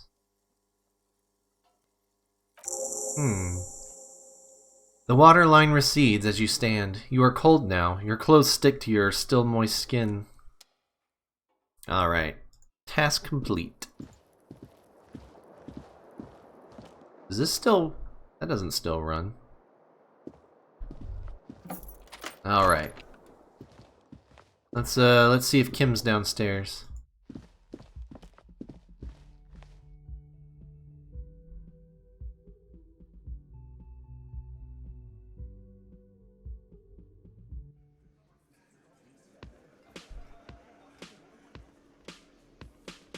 So that's the... Okay. Those people are here now. There's Kim. Okay. Good morning. How's it going, my man? Morning. He gives you a quick nod. I've got some good news, the lieutenant smiles. I took care of the body. The thought of him decomposing in my MC wouldn't let me sleep. Good, thanks. I'm just glad he's gone. We have other matters to attend to. The lieutenant is downplaying his contribution. He got up before sunrise to get this done, and now he's quite pleased with himself for taking care of the gruesome business so efficiently. He points to the mess hall doors. The Union muscle finally turned up, and they look rowdy. We need to talk to them.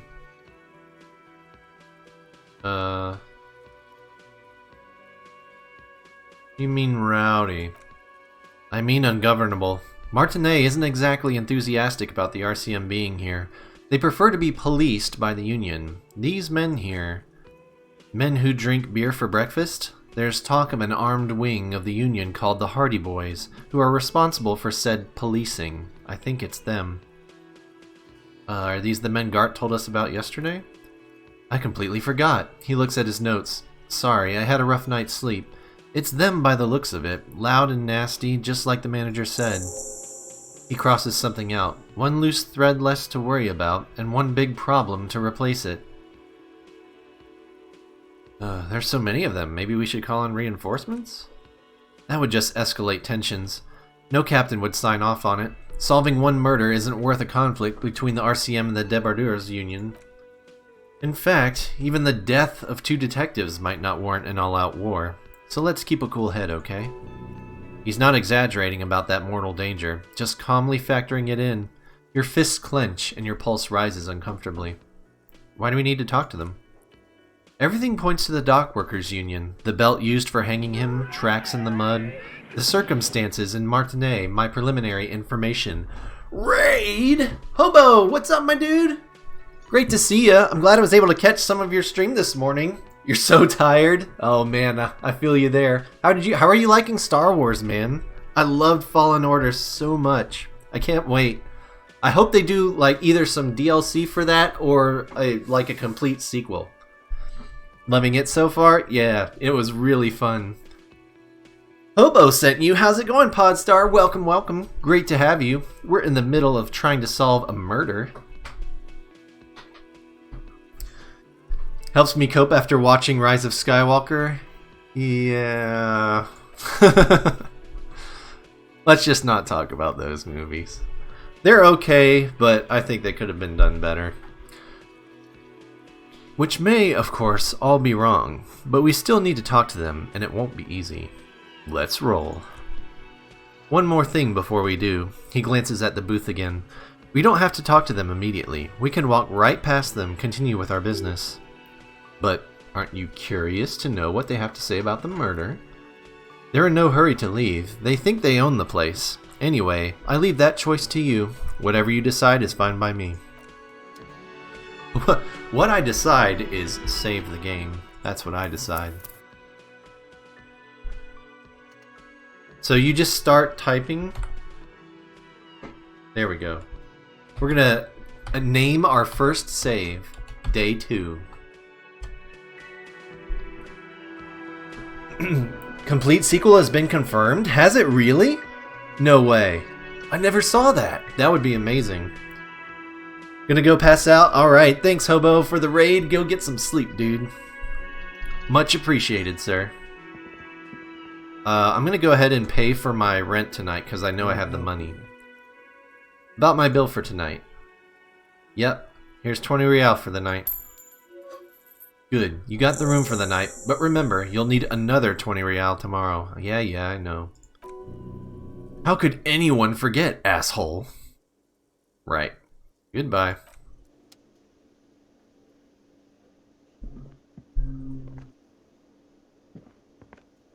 Let's see. Oh, it's her again. Let's talk to her again. Just a moment.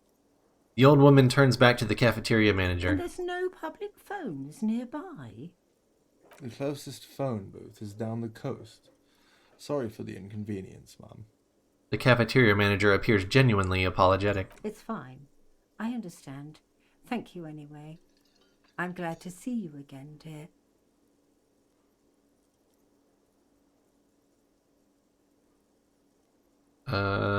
Good day, ma'am. Everything all right? Please don't trouble yourself about me, sweetie. I was just hoping to make a call, but the Whirling's phone line isn't working. The union office probably has a phone, but I can't really get there. Or to the phone booth down the coast. And Gary's phone is dead too. What's wrong with the phone line? The manager was vague about it. Why would he be vague about phone problems? This is something to look into later. Ask Gart, maybe. Why'd you need to use the phone anyway? To let the young woman who is house-sitting for us know that we may be delayed. Morel, my husband, and Gary were supposed to be back on Monday night, but they're still missing and I haven't heard from them. Uh-oh. Who are these guys? I was also hoping she'd heard from Morel. A little missing persons puzzle might be just the thing to take your mind off the hangover. Okay, I'll bite. Has your husband gone missing before? That's just it. This isn't like him at all. He always plans his expeditions so carefully. Expeditions? A cold breeze hisses through dense thickets of reeds, something sweet in it, somnolent. A damp chill goes down your spine. When you look around, you're still in the whirling in rags. But you have more important things to worry about. She glances out the window toward the bay. More important than a missing expedition? I don't know. Expeditions often lead to something interesting. You checked Fallen Order sequel coming? Yes! God, that makes me happy. I can't wait. I knew the first one sold really well, so that makes me super happy. Alright, so what is this expedition your husband was on? Just some field work, sweetie. Morrill is a highly trained scientist. He and his assistant Gary are studying an extremely rare species of insect. But they should have returned by now. They were just going down the coast, across the waterlock, to set a few traps. He said they'd be back on Monday. She sighs. What could be keeping them? The waterlock! That was broken. Could this be it? The waterlock to the other side of the coast is broken. They're probably just stuck over there. Oh my! What happened to the waterlock? I really don't know. Well, whatever the cause, I'm thankful. She turns to Kim. To both of you. You've spared me another sleepless night. You're welcome, ma'am. She turns back to you. I hate to ask, but if your investigation takes you to the other side of the coast, please do keep an eye out for my husband. Yes, some left-field scientific research is exactly what you need right now. Funk up that vanilla murder investigation. And if you see him, let him know Lena is waiting for him here at the Whirling. He gets so tangled up in his work that he may not know the waterlock's been repaired, and it's cold out there. If I see him, I'll let him know you're here, when or if I get there. Oh, you're such a dear. Thank you, sweetie. So your husband is some kind of scientist? Oh yes, she says with a pinch of pride. A zoologist. A cryptozoologist, to be more precise. What is cryptozoology? It's a pseudoscience that attempts to legitimize research into mythological beasts and urban legends. The lieutenant sounds unimpressed. That's one opinion, yes. And people are entitled to their opinions. My apologies, ma'am. I did not mean to undermine your hobby. Shit. Kotaku confirmed it in the article about the canceled Battlefront spinoff. Oh, no wonder. That's burying the lead. No wonder I never heard about it.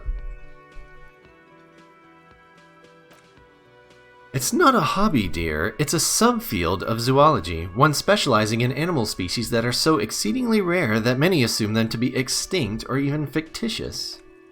Searching for such species, called cryptids, is difficult and often thankless, and frankly, many scientists are too lazy to do it. Universities these days are rarely interested in supporting real research. The quality of research at Revacholian universities has been on the decline, but you doubt there was ever a time when cryptozoology was embraced by the academic elite. Tell me more about Moral. Looks, character, your relationship? Oh dear, I'm not sure where to begin. What does he look like? Well, his expression is slightly grumpy, but his eyes are always bright and curious, like small boys'. And his palms are quite coarse from all the field work, but he's quite gentle. You can't go around Revachol feeling grown men's hands. If you want to find her husband, you'll need more concrete information. Let's try again. Why don't you try describing him as you would one of your cryptids? Oh, well, he's a bit shorter than you, but with a larger frame, and he has longish white hair, usually a bit uncombed, you might say wild even. The lieutenant pulls out his notebook and begins jotting down the woman's description. One other thing, he'll likely have all kinds of field gear on him, even if he's not out in the reeds. You know, just in case. How long have you been married? We'll be celebrating our 16th anniversary this autumn. Her smile is soft. Not the most numerically satisfying anniversary, but I like the less obvious milestones even more somehow. I wonder if this ends up being important when we talk to him or not. How'd the two of you meet? Via a dating agency, I'm ashamed to say.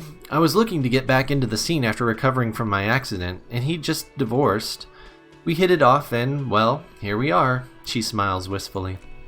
She's skipping over some important parts. Perhaps you'll find out more later. Alright. I think I have all the information I need. Let's move on.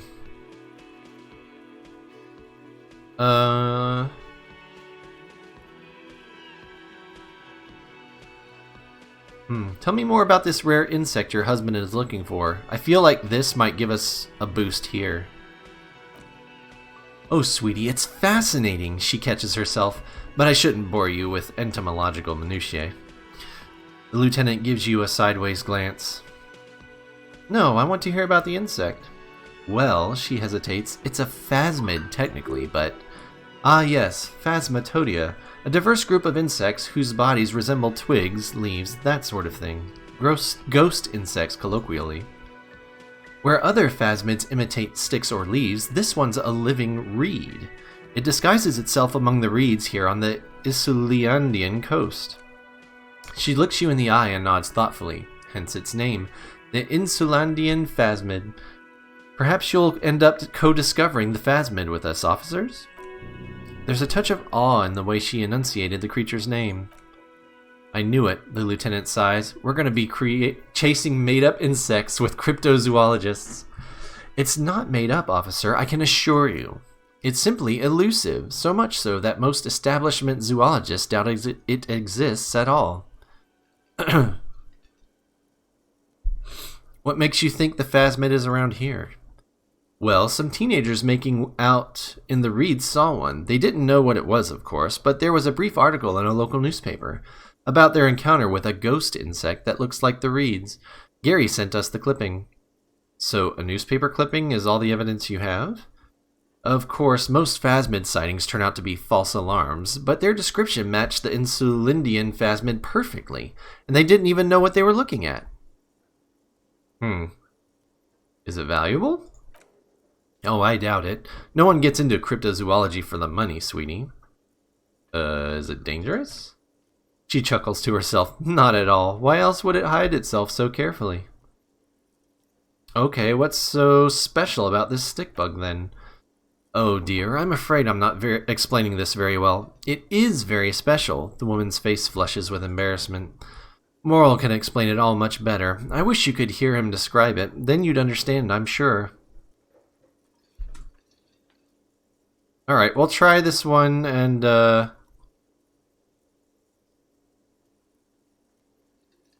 like, why do we care, though? Maybe you could convince her to tell you about some cool cryptids? Nah, that's all for now. We're burning time. Burning daylight. Wow, so someone's been a little boring? No, I'm not. Get out of here. Fuck off, drama. No one wants to talk to you.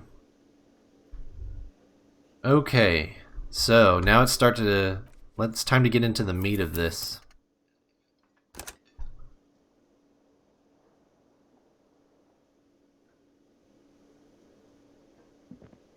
We need to talk to these boys.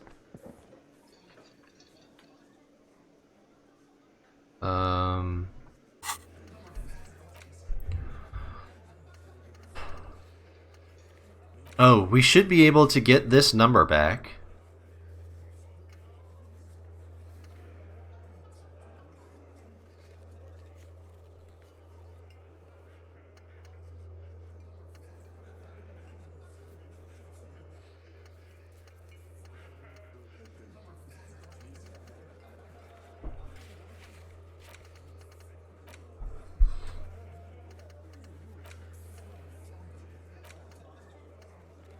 I wonder if we should talk to Joyce first.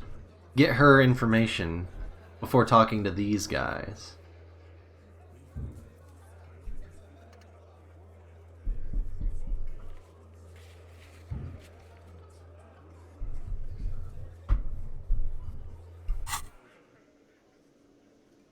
Let's do that. We'll grab the number from the car.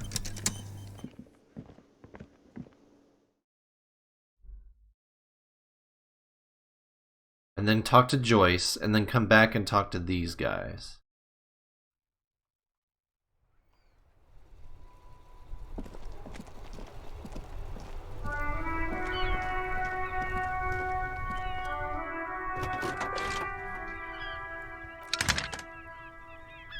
This is Precinct 57. The operator greets you through the static. How may I assist you?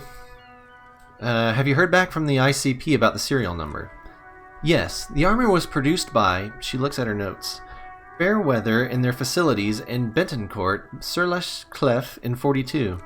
It was part of a special order for Corps de Pharmacie, a security firm contracted to protect the interests of Orangis pharmaceutical companies in the Semenine conflict. She browses pages. So, it seems the armor went to Semenine. That's where the paper trail ends, though. Even the firm has proven difficult to track. Corps de Pharmacie has been renamed several times over in the years since the armor was issued. Do you know what it's called now? The most recently registered firm that the ICP has been able to connect to the CDP is a military contractor called Krenel, and the one before it was Downwell. I think they might be the same contractor. A suit of armor like this would have been manufactured with a particular person's physique in mind. You should ask for whom this suit was fitted. Let's see.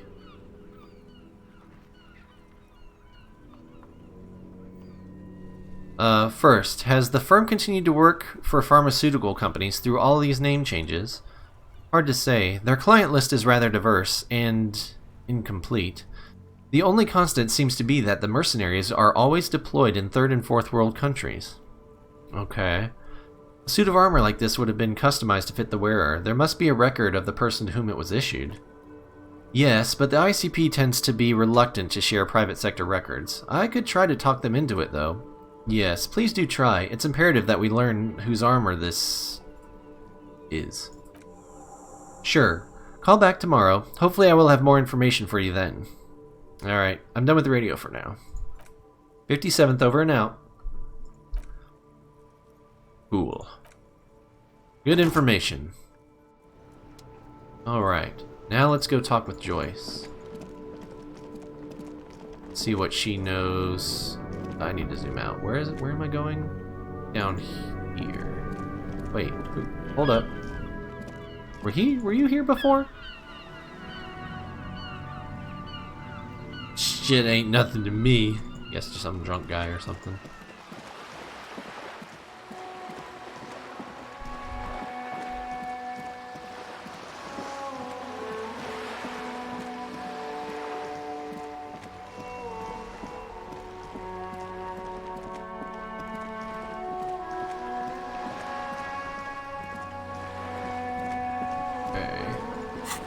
Grab you.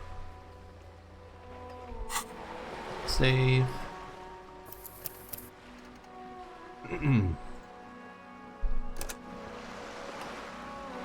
Alright, what do you know, Joyce?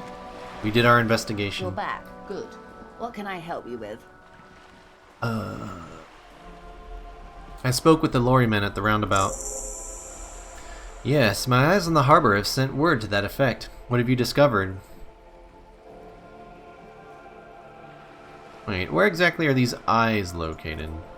It doesn't really matter, and I do apologize for the surveillance. Wild Pines can't afford to be blind at a time like this. One of the tall buildings overlooking the roundabout, most likely. That would give them a read on the entire quarter. I wonder if it was that dude that was smoking that had a view of the murder. It would make sense. In any case, it's a relief to know someone has looked into it. If I may ask, will there be an official investigation? I assume you discovered there is an operation. If there is an investigation, it will be part of an ongoing operation, subject to confidentiality. I am sure you understand. Of course, detectives, she says, her tone more cautious suddenly. In any case, you've held up your end of our arrangement. I trust you with the rest. Now it's my turn. I wouldn't normally break protocol like this, but the situation demands it. If you don't solve this murder, I'm afraid we may have a bloodbath on our hands. The words bloodbath sound cold in her mouth. They taste of iron and strawberries. You said contain the situation? Yes, I'm afraid this strike may descend into a small-scale civil war, with possible consequences for all of Revachol West. Since you're sharing, ma'am, this is also the RCM's worst-case scenario. Then we're on the same page, grim as it may be. How are the lynching and the strike connected? I have an indirect role to play, I'm sad to say. My employer experienced a momentary lapse of faith in me. In that moment, they elected to deploy a private military contractor as an insurance measure. They called it my security detail. A momentary lapse of faith?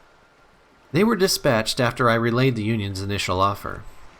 Every worker. A member of the board, she nods. I tried to convince my employer it was simply a piece of rhetoric, or a joke. They did not appreciate the humor. Do you need a security detail? Absolutely not. These mercenaries are muscle, pure and simple. They are meant to intimidate the Union into surrendering. Who are they, exactly? Krenel, an Orangese military company. As far as I know, 3 arrived in Martinez. They report to me sporadically, but they do not answer to me. To be frank, our relationship is deteriorating. They wear ceramic armor, have semi-automatic weapons, and years of combat experience. They also have trauma and stressor disorder and no idea how to conduct themselves in an urban civilian environment. So what happened? The story is, one of them, the colonel, I don't know his real name, sexually assaulted a local woman, while he was drunk and separated from his unit. This allowed some of the more militant Union members to subdue him. He was taken out behind the whirling in rags and lynched. Last Sunday night. What then? Nothing. Mr. Clare refuses to let me into the harbor. I have not been able to discuss this matter with anyone there. The remaining 2 Krenel contractors carry out their orders. For now. For now. It's a smokescreen. In secret, they are conducting an independent military tribunal into the lynching. Once this investigation is concluded, executions will follow. What is the nature of this so-called investigation? Whether to execute one, some, or all of the Union militants. It'll be all of them. The decision is already made. Oof. Man. Guess who's back? Back again? Terrorist, my dude! Wait, Terrorist Mark II. Whoa, the new and improved Terrorist. How's it going, dude? Good to see you. Hope everything is well in Germany. Hope you're staying safe.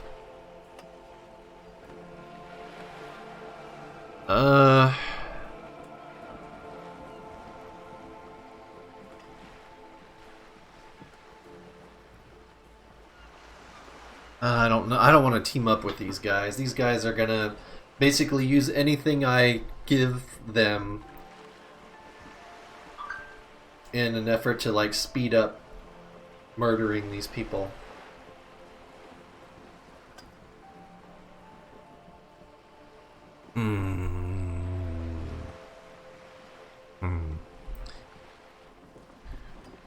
This isn't a puzzle game. This is an RPG.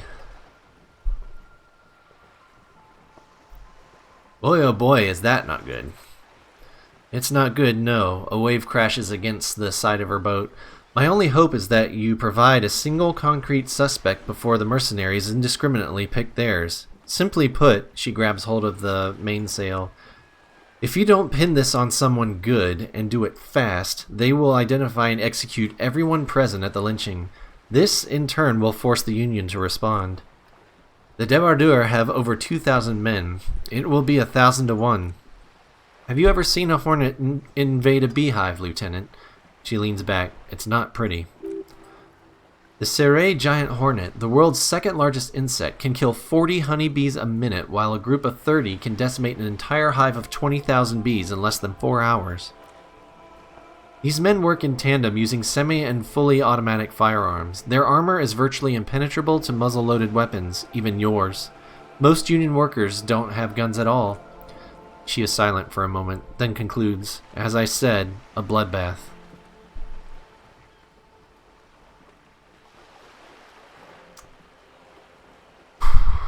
Whoa, gross. About a no-hit run in Dark Souls 3? Pass. I think the confrontation is inevitable. It sounds pretty bad, yeah. It doesn't have to be like this. She looks at you, eyes damp from the wind. Nameless, badgeless officer of the Citizens Militia. One single concrete suspect delivered into civil court. A good one, and I may be able to defuse this situation. Alright, what can you tell me about Krenel? Not much. Their public resume is relatively good as far as private military contractors go.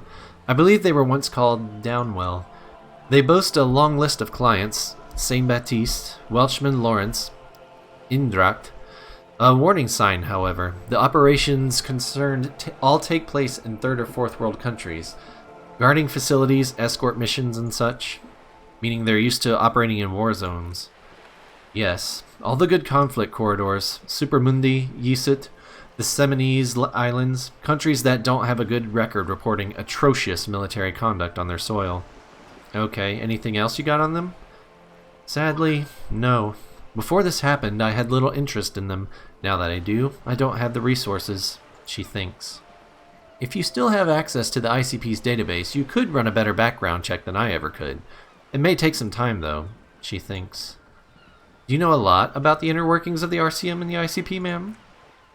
In my line of work, it pays to do your research. I was prepared to deal with the RCM. I did not think I would be dealing with a group like Krenel. Could you contact the company? Tell them to call them off? I have, and they will. However, these orders take time to reach what is basically a rogue unit out there in the field. Until they do, it's all on us. She's being truthful. She is pressing them as hard as she can. You said the deceased assaulted a woman? Or he didn't. She tilts her head. This is information passed on to me from some teenagers loitering around the canal. I cannot testify by it. Who did the passing on, then?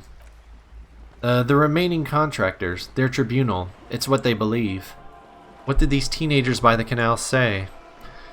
That the man was killed because he assaulted a local woman. I've asked around a bit. This seems to be the accepted story around Martinet. The lieutenant consults his notebook, his eyebrows knitted in concentration. Odd. We haven't heard any reports about an assault in connection with the lynching. Where did it take place, and when? Last Sunday night, at the Whirling in Rags, the hostel by the gates. Supposedly the colonel was drunk, maybe on narcotics too. Either way, he's alleged to have sexually assaulted a woman. Sometime later, a group of dock workers got their hands on him. And who was this woman? That's a good question, officer. I don't have the slightest idea. As I said, it's a rumor about a rumor. In any case, it's what the colonel's remaining colleagues believe. I think it might be the woman that we tried to call on the radio. She kept talking about having to get away from here. It could have been her. What was her name? It started with a C, I think? We might have to try and get her on the radio again. This colonel, the one who was hanged, did you know him? If you mean did I see him alive? Yes, but I did not know him. His name was... Lely. Or Lely? Lely, probably. His service name, a nom de guerre, most likely. He wouldn't divulge his full name. Only one of them did. A bad sign if there ever was one. Tell me about the others first. One is a man, Cordy, they call him, a nickname as well. The other a woman, Phyllis DePaul. Cordy is the gunner, I believe. DePaul is a radio operator. The lieutenant cuts in. What would you say was his eye color, the deceased's? She closes her eyes, trying to picture the man's face, then shakes her head.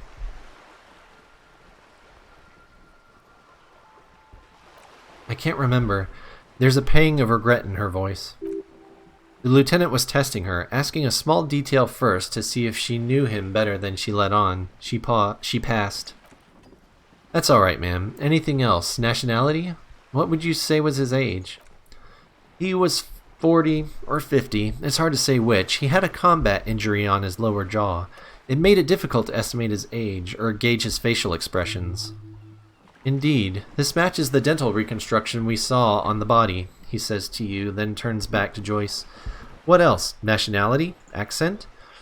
He was Occidental, I think. Light brown hair, a mixed accent. Orangese or Messinian, maybe? His injury gave him an accent all his own. In a way, it was humanizing. He had to learn to speak through it, through the injury. She nods. That's all I know, I guess. I only met him once. Be right back. Alright, see you in a bit, Terrorist. Where are the remaining 2 mercs now? They've gone to ground, as it were. I don't recommend seeking them out. She puts her foot on the guard wire for balance. For one, they're almost certainly armed to the teeth. They don't have the same respect for the Revachol citizens' militia as I do. To put it bluntly, they think you're set vigilantes, ghetto savages. It will not be a fruitful meeting. Okay, we'll still steer clear for the moment. That's wise, she nods.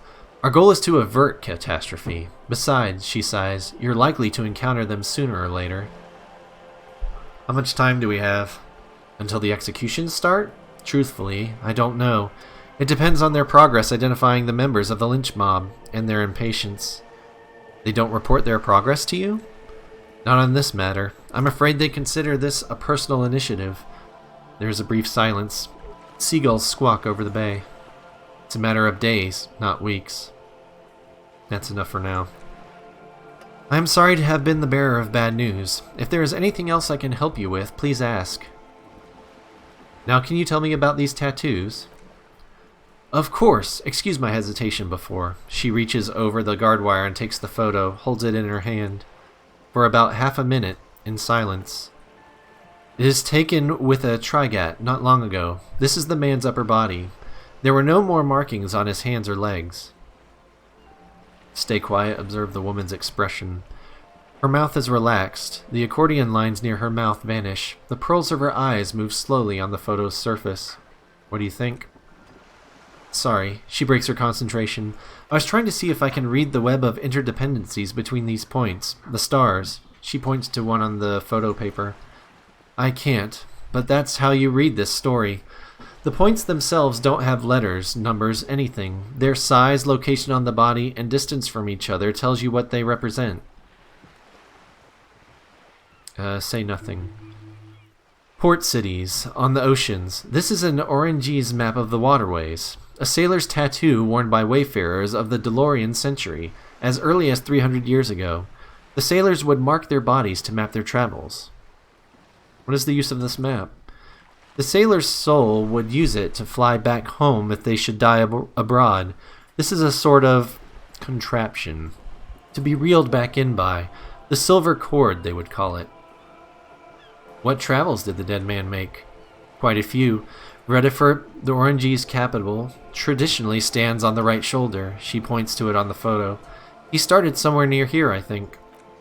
What next? Then he made his way to the Preto Grande, through what I think must be Stadskanal, an artificial channel through the Occident. From the Preto, he sailed to the Insulindic Ocean, first the Seminoes Islands, then this. She points to his heart. What is that? Revachol, she says. Those are the 2 constants, Redifert on the shoulder and Revachol in the heart. They started the tradition of these maps right after the discovery of insulin at the dawn of the intersolar age. The old world passing by and the new world already here. You said you can't read it. I can't. This man was no sailor, and these are no ports. I can understand geographic fragments, but not their meaning. Who could tell me more? His platoon members? The other contractors? Though I do not suggest you go and show them that picture. This man was their friend and comrade. You wouldn't even know where to start. That's all for the tattoos. Thank you for your help. She hands you back the photo. Is there anything else I can help you with? No, that's good for now. Very interesting information.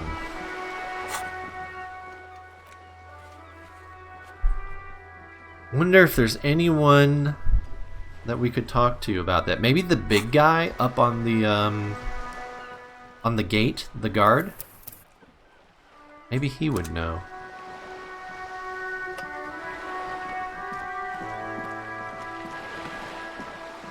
Measurehead, I think was his name. What do I want to focus on next? We can get in to try and find the smoker on the balcony. I'm guessing he works for her. One of her eyes. Hey, Eulifar, welcome back, sir.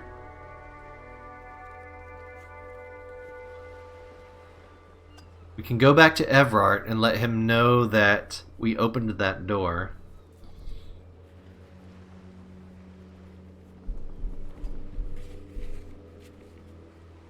Oh, I know what I want to do. I want to try radioing that woman.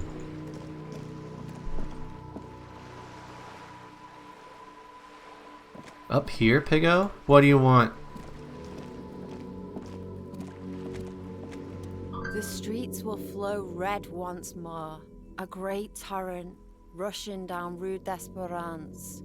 You wait and see. The girl stares at the sailboat by the pier. No Daisy today? I can reopen the door. Dot was being a huge asshole right when I started stream, so I had the door shut.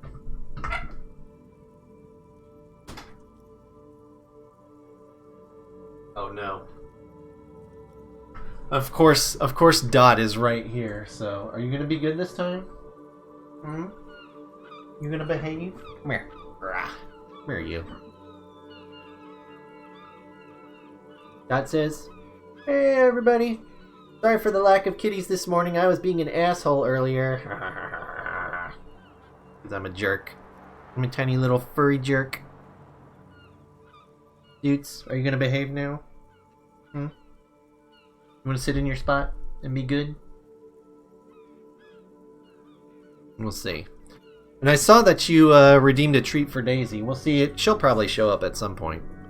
I'm gonna go grab some water really quick since I'm out of coffee, and then maybe Daisy will follow me back. I'll be back in a minute.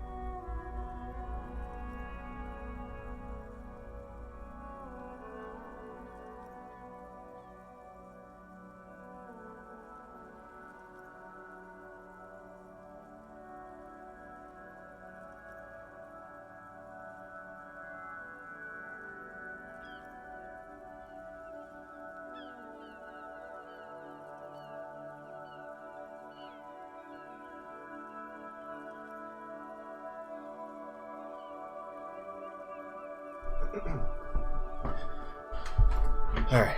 Daisy's currently chilling under the bed, so she may show up. We'll see. The streets will not flow red with anything. Who are you?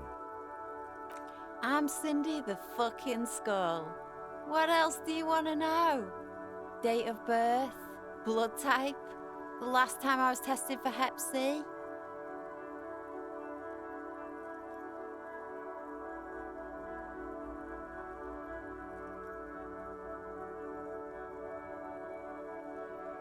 Just want to know your name, little lady. No need to get defensive. And here I was, trying to be polite. Just can't win with you pigs. Despite the sash, she puts the brush aside. A brush. An artist? The red splatter is urban expressionism?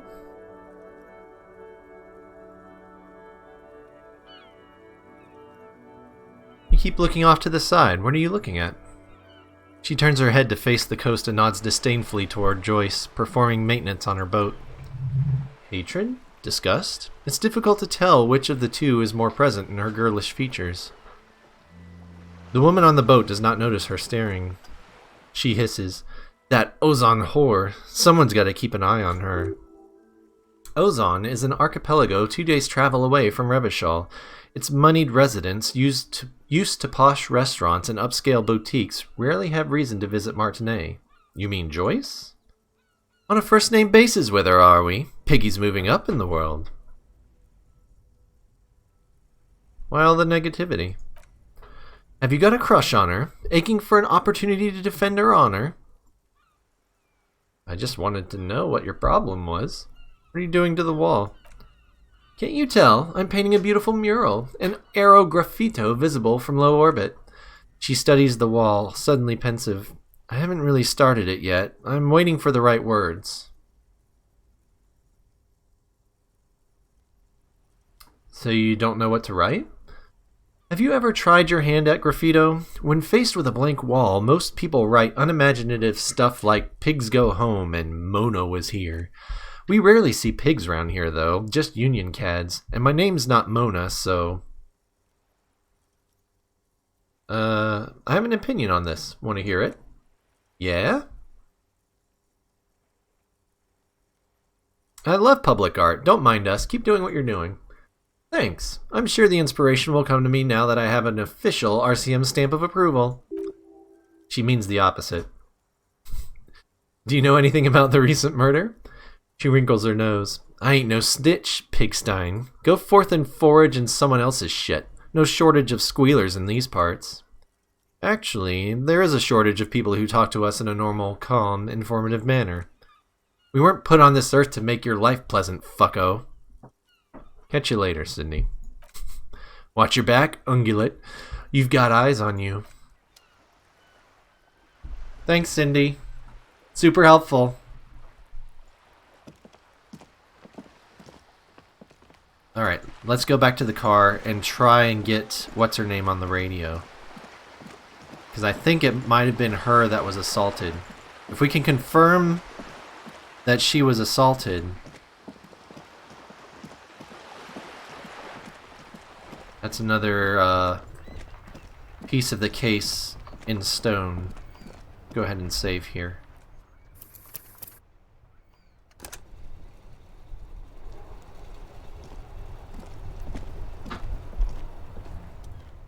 What you doing, Dot? You want to come sit with me? Sylvie, that's what it was. Please connect me with Sylvie again. Just a second, officer. Sylvie Maleka on the line for you, officer. Yes, hello. You recognize her voice. Hey, Sylvie, it's the police again. Oh, great. She doesn't sound thrilled. What else do you need, detective?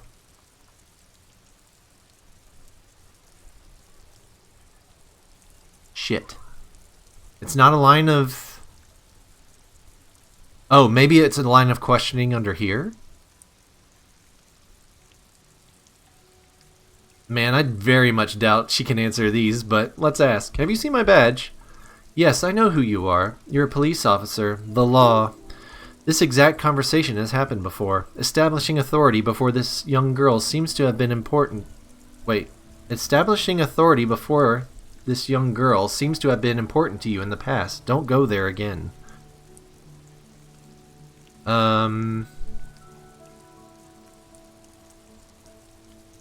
Dot. You good? Hey, don't chew on my controller, please. No, ma'am. My badge is missing. Have you seen it anywhere? Oh, no, I haven't. Sorry. Real policemen have uniforms too, by the way. Where's yours? I have my jacket. I just didn't put it on. Kim doesn't have a uniform, and he seems real to me. He's in plainclothes, voluntarily. It's different from not knowing where your uniform is. And I doubt she's seen my gun either, but we'll try this. Please no, not this again. Everyone saw your cool gun, detective. She sounds beyond exacerbated. I showed you my gun? When did it happen? You were trying to impress some people with it. Everyone was eating and she stops hesitantly, not sure if she should continue. Sounds like it's going to be bad. Do you really want to know? And what? What did I do? You were waving it around in everyone's face, begging them to describe it. You said it calmed you, and then you started making suicide jokes. It got pretty graphic. Oh, those again? I have been trying to wean you off them. Off of what? You know, when you put your gun, your actual gun, on your temple and pretend to shoot your brains out. Off of that. People don't like that. I remember this. You were screaming things like, "My brains are all over the walls, painting them red. I won't be seeing it because these are my brains. I can't see without my brains." Very nice visuals there. People tried to back away from you or even slip out of the door, but you screamed, "I am the goddamn law and you have to listen to me. You are all suspects in a murder investigation."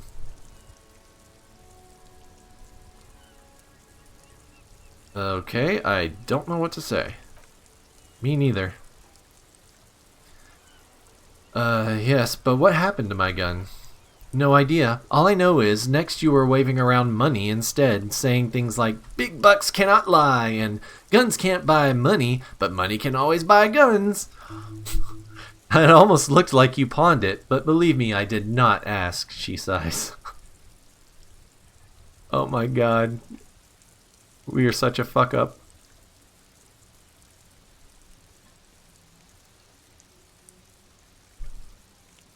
I found my patrol cloak earlier, but have you seen my policeman uniform? Uniform? I never saw you in any uniform. You had your things on. The disco things. Oh no.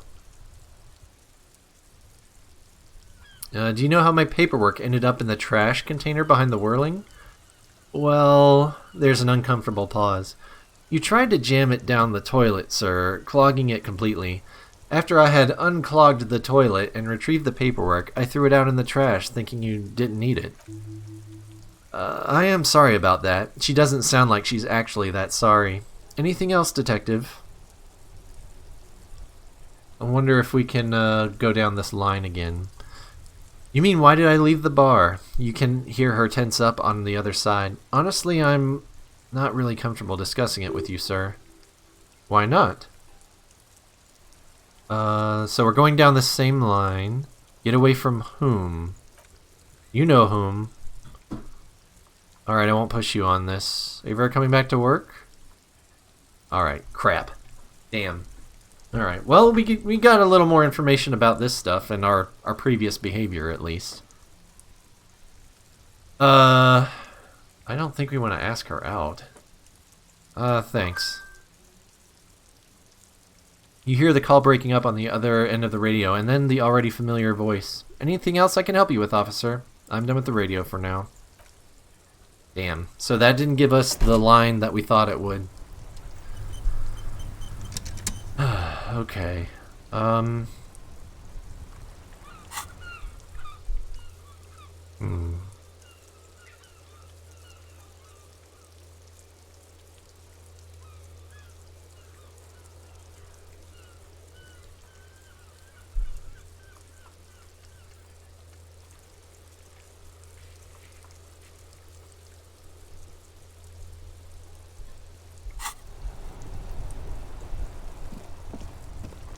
The lady is gone from here, the gardener.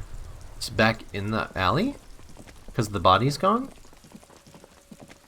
Wait, who are you? How do I get up there?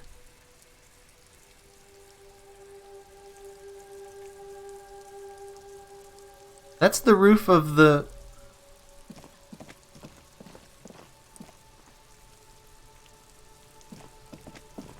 Can I get there through this shortcut thing I found? Hey, thanks for the host, Eulafar. Much appreciated, sir.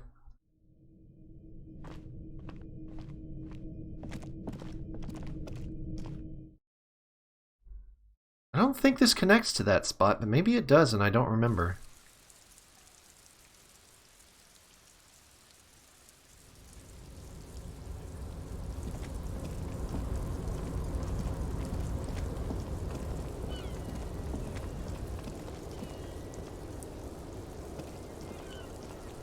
No, there's a door there. That's how you get out.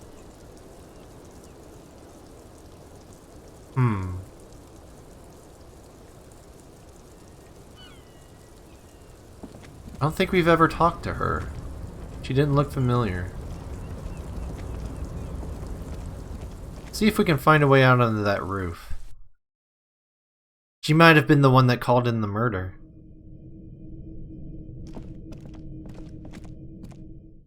Was she there yesterday? I don't remember seeing her before.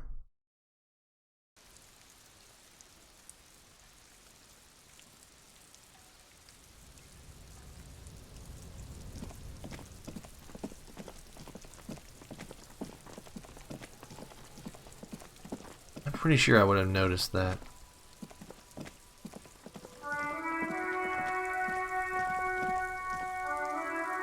Or maybe one of the doors just leads directly to the roof, and we could have always gone up there?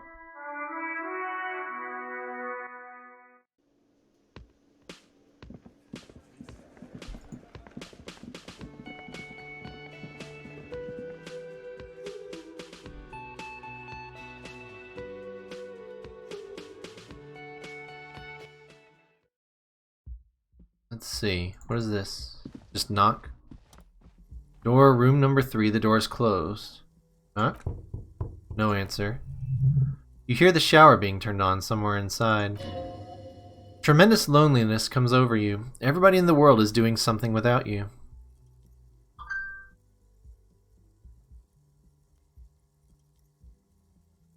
Swallow the emotion. The door is closed. Alright. Is this his room? Can we go in your room? Oh, guess not. Can we get that door? Oh wait, is that a connect? Hang on. We go... Can I do anything with this? No. Okay. What's this? Kim tries not to look at your broken down bathroom door. Kim also tries not to look at the pile of tape viscera on the carpet, or the weird suitcase on the hat rack, or the potted plant dying in the corner, but it's all just too morbid to ignore. I'm sorry for... this. No problem, officer. He takes a step toward the door, like he'd like to leave. I would like to leave as well. Can we get on there from the balcony?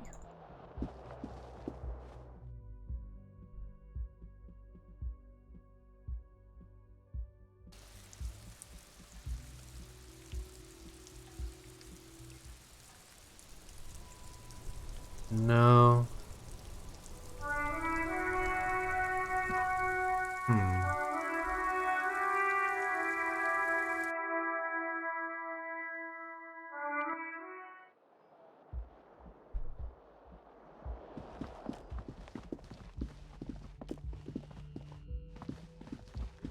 Alright. Let's go talk with the union boss. I think if we can get kind of on the union boss's good side, because we did that task for him, when we come back and talk to the union workers here, they may be more amenable to our questioning.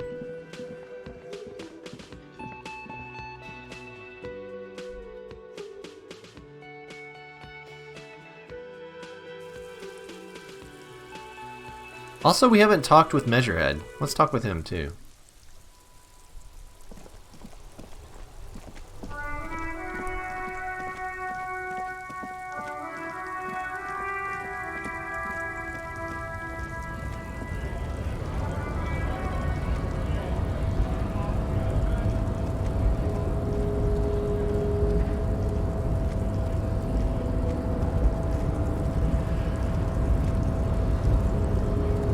Wait, nope. I have no idea what's going to happen here. He may end up beating the shit out of us for some reason.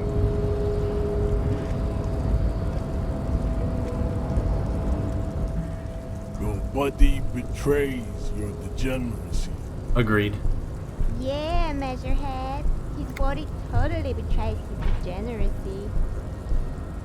Young woman at the giant's side agrees.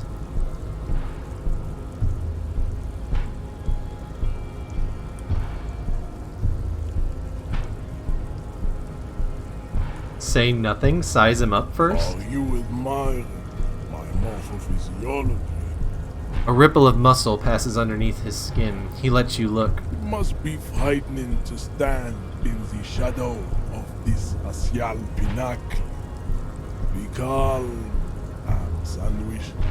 You are not in danger because you are not a threat to me. Puff out your chest.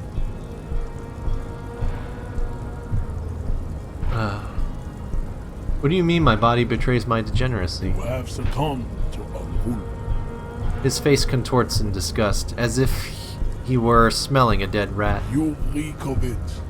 An invisible sword of Al-Ghul emerges from your throat. You cannot see it, but others can. It is making the woman in my company sick. Alcohol? Is it really that bad?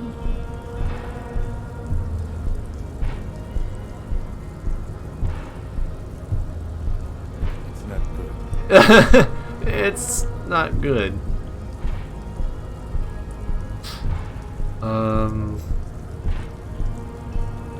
Let's see if he'll talk some more about it. Yes, Al-Ghul. He means alcohol. Understood. I doubt it. My microcephalic face, so. Huh. Anyway, you're right. I'm an alcoholic. Now I need you to cooperate with me. No, you don't. You need to get another thing. Occidental Haplogroup B4 is done giving orders around here. The influence of the Am Sandwich race is waning. Does this remind you of someone? The guy down there. That fat racist over there. You're just him after pumping some iron. Jeez! Yeah, that's a good idea to piss him off. The race stuff is unimportant here. I just need you to help me do my job, please. Begging for help. Attempting to pass via for cooperation. How far the Occidental Haplogroup has fallen. You were once a noble and powerful race. You gave the world eugenics, electricity, and powerful weapons of war like missiles and aerostatic aircraft. You made great gains in metallurgy, race theory, and statecraft. You dominated lesser cultures, like the deformed Hemians and the inexplicably potato-obsessed Quakers. But now your ascent to the genetic summit has halted. You are obsessed with sadness and with frivolous pop culture. Fucking racists, man. You will be superseded. Isn't that right, Leigh? It is, baby, yeah. You know it.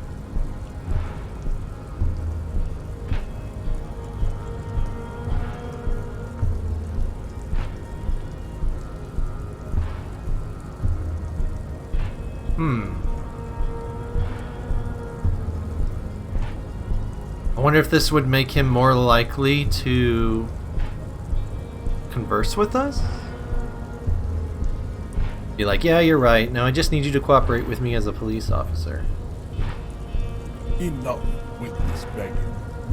You should leave the stage of history with dignity by inviting the other races to a great world war. Okay, crazy man. Bring your troops to the Seminole Islands and to Boogie Street, and we will pulverize you. When you are gone, we will build a museum. The walls will be lined with bottles of Al-Ghul. You'll be lovely, remember. Inside, we will stalk the odds to homosexuality called art and your microcephalus colors. You could internalize Measurehead's race theory. It would enrich you rhetorically. Wouldn't that mean I have to become a Seminese supremacist myself? Well, yes. Why don't you want to be a Seminese supremacist? So what if you're not Seminese? You can be anything. What? Subscribe to his advanced race theory? No.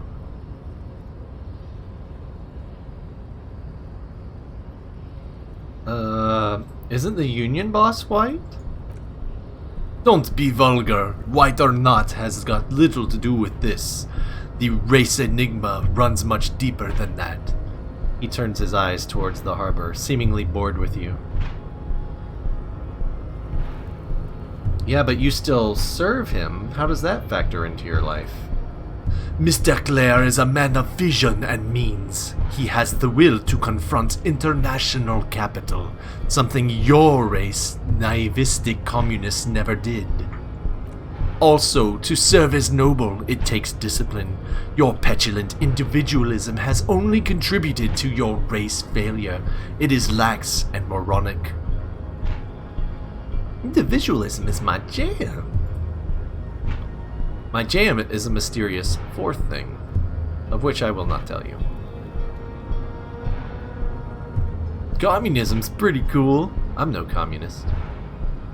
Enough of this. He looks toward the harbor, motionless, the tattoos on his face like a web of stone. Know anything about this mug? He does not so much as glance at the object. Put this into the trash lately? Stop showing me your pathetic cup. I have no interest in it. He had nothing to do with it. What are those tattoos of yours supposed to mean? Racists are generally not very good examples of their race. He gestures toward the lorrymen down the street. Welcome to Revachol, you hear him yell at the redhead woman visiting the frit nearby. He must think redheads are immigrants. I am not like them. I am craniometric perfection. I have taken the trouble to permanently draw a phrenologic grid on my skull and features. This should dispel any doubt. The drawings are precise and look true to their pseudoscientific ambitions. One thing, however, it is not entirely free of throwbacks in the phylogenetic tree. His large jaw, for example, could be a trait indicative of criminalism. Also, his earlobes could be smaller.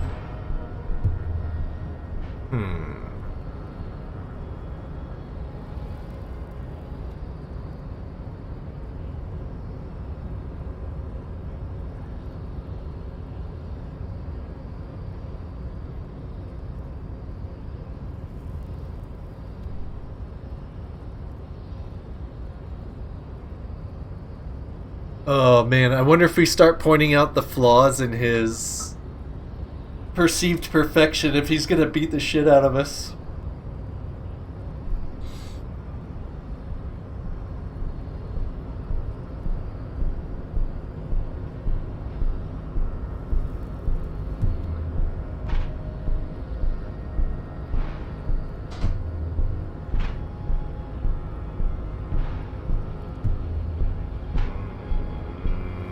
Say nothing. Your silence betrays your inferiority. You do not have a reply. You should enter a deep race slumber. Perhaps in 4,000 years there is need for a servile homunculus. Okay, buddy. You enjoy your guard duty. Crazy racist rules.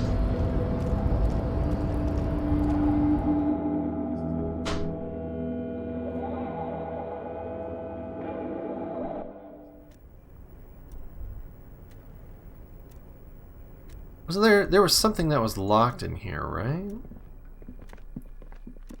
Something else? No, I had already done that. Never mind.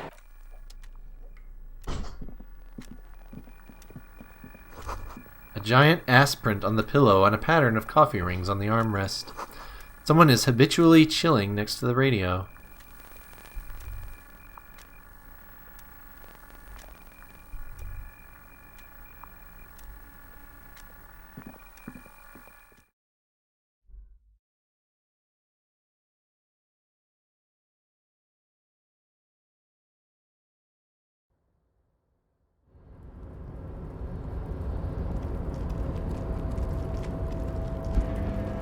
Let's see, we want to go this way.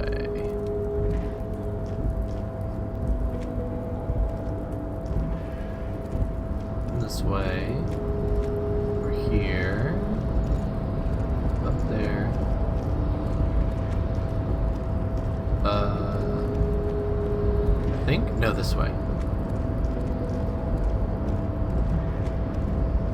Ooh. Pile of cargo belts used for heavy lifting. One says vermilion. Oh. I thought it was gonna be like related to the airlift belt that we saw before. Alright.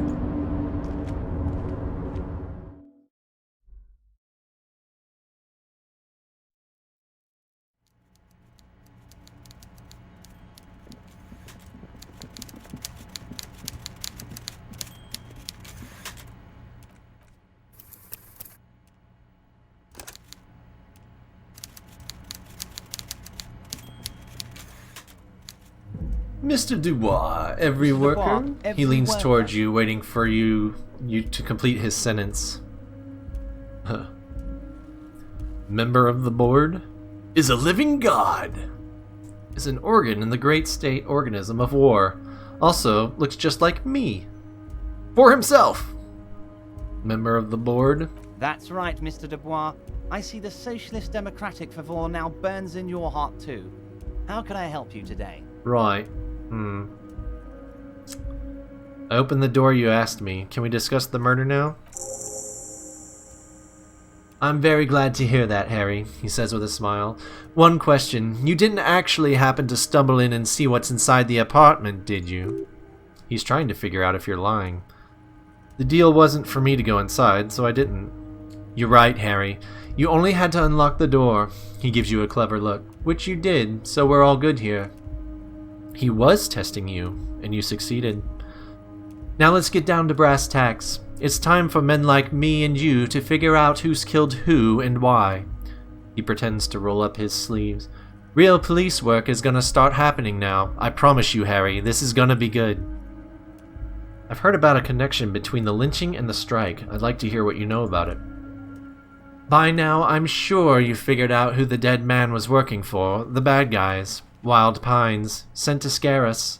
Another violent measure of the top hats against us flatcaps. I'm listening.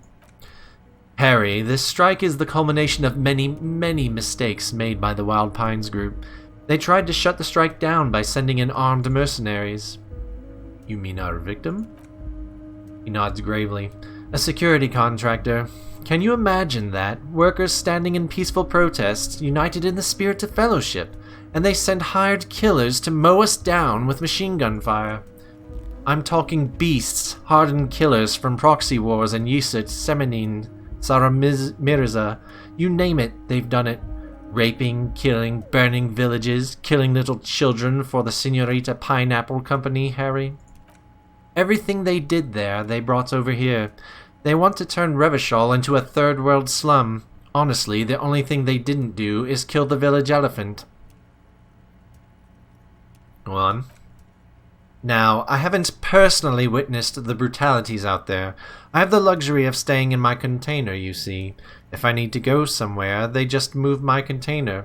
He laughs. Go on. About my fun container? He chuckles. It's a hoot, Harry. Who knows, maybe you'll be in here the next time they move it. It will be very fun, I promise. But enough about me and my container. His face turns serious. The killers the company hired. I think there were 3 of them, all hardened commando types. One of them got downright suicidal, getting drunk, violent, a little rapey. He shakes his head. Even their own negotiator couldn't control him. That's your boy, the one who likes hanging out and trees. By negotiator, you mean Joyce? Harry, he says, ignoring the lieutenant, what you need to realize is, we dock workers are not pushovers. We got grit, Harry. This whole neighborhood does. Push us hard enough and we push back. And when we do, he raises his finger, we push to kill. Who exactly did the pushing?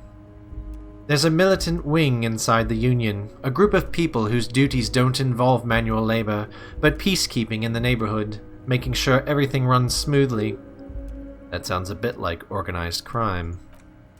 They're like you guys, he nods to you and the lieutenant, idealistic people who want to make sure bad things don't happen, and if they already have, well, punishment must follow. Again, that sounds like organized crime. So these idealists killed our victim? One day Titus Hardy, leader of this peacekeeping faction, comes up to me and says, Boss, socialist democratic fervor drove us to take it upon ourselves to kill this beast that was burdening the land. He probably worded it differently, but that was the idea. Sure sounded to me like they killed him. He chuckles. I gave them 2 weeks paid leave and told them to lay low to avoid retaliation. Aren't you worried we might arrest him for this? Oh, I'm not at all worried about that. These are not the kind of men who get arrested. They're Martinez boys, tough and gritty. I'd like to see the man who takes them in. He chuckles. Besides, I sent my lawyer girl to look after them. He places a lot of faith in that lawyer girl. Perhaps this is a tactical error? Anyway. There was a bullet in the hanged man's head. Okay, now do I want to tell him this? Do I want to be really careful with the information that I share with him? Do I want him to know that I know he was shot?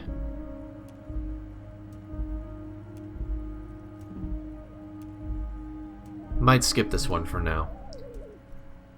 How do you know the mercenaries were hired by the shipping company? How do I know?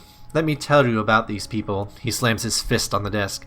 That's their M.O. It's what they do. Last winter, some poor workers in Terminal E went out on a little strike. The company sent in Sediment, a security contractor. The strike was over the workers' right to wear protective footwear, Harry. These guys turn up and start beating people. Tell you what, Harry, I wouldn't be surprised if we got the same mercenary company, after a little rebranding, and I'm sure as hell not surprised to see an army of scabs under my gates.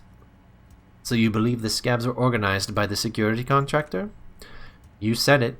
Hell, the fist slams on the desk again. One of those guys looks big enough to take down that proverbial elephant. Boys like that don't just happen to show up during strikes. The name of the company is Krenel this time. It might have been Sediment before. Do I want to... Again, with sharing information with this guy.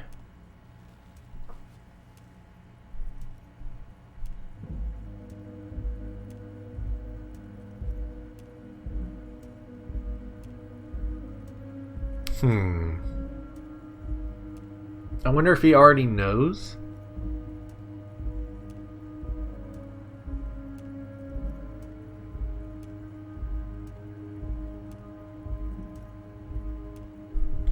So many interesting decisions that could head down different paths. You gotta never had to think about dialogue options quite like this in a game, because the narrative structure is so deep.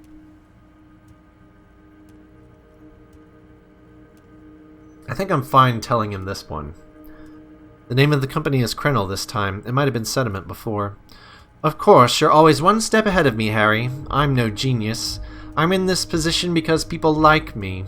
Yeah, okay. Okay, buddy. Sure. I don't know if I want to say this, because is that gonna, like, speed along the inevitable confrontation?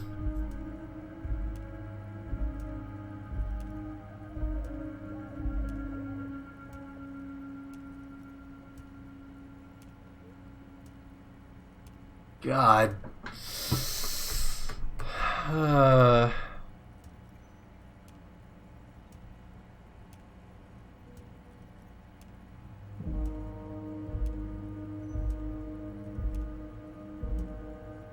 Change the subject.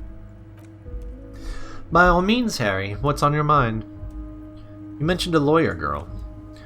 Oh, Liz is a bright one, he grins broadly. I paid for that law degree myself, thinking it'll probably turn her all fancy, but hell, Harry, she came back a firebrand socialist. Sometimes she scares me with her zeal. Tell me about Titus Hardy and his crew. Oh, they are simply they are simply fine young men, all 7 of them. Exemplary union members, always working to advance their position in the local socialist democratic movement, core members.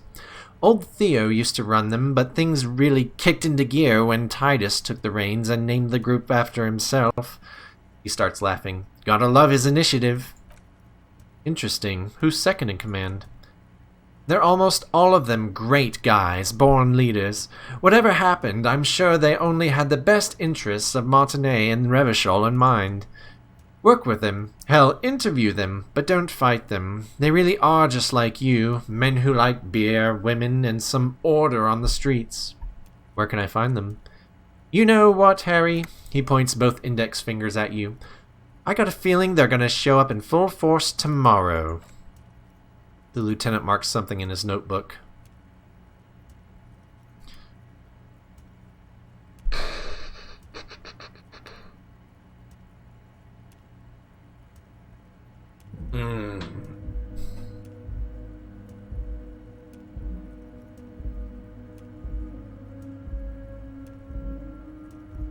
Hey Dot, what are you talking about?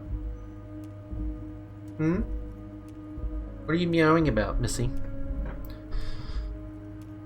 Do I want to ask for his backing? Is he going to ask for another favor if I do that?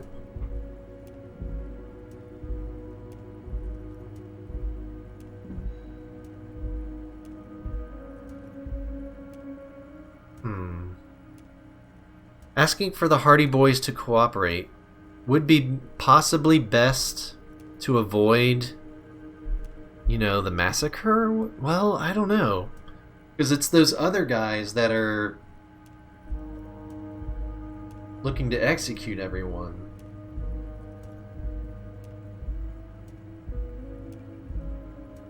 But it might not be a bad idea to have the Hardy Boys cooperating with us. Shit. Let's go. I wonder if he knows he was shot. He probably does, right? I don't want to do this one yet. I want to wait for... Did we send the bullet to ballistics? Or processing? I think Kim said that there wasn't...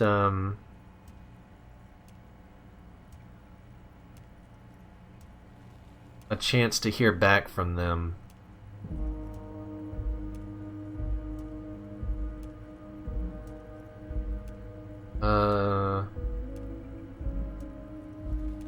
Let's conclude for now. Was it a good talk? He leans back, suddenly worried. I'm not sure we made much headway here. I was hoping we'd bust the case wide open. Heck, I even wanted to tell you what I really want to achieve with the strike. I don't know what happened, Harry. I wanted you to feel like Mr. Martinet. And, of course, I also wanted you to find your gun. Great sadness comes over him. But it's like I can't completely trust you. Yet? Yes, Harry. It's like I can't fully trust you if you're not a man of the left, he says, slowly shaking his head. I want to, but I just can't. A man of the left? So you have to be a social democrat? He's been hurt too much in the past by men who aren't social democrats. What?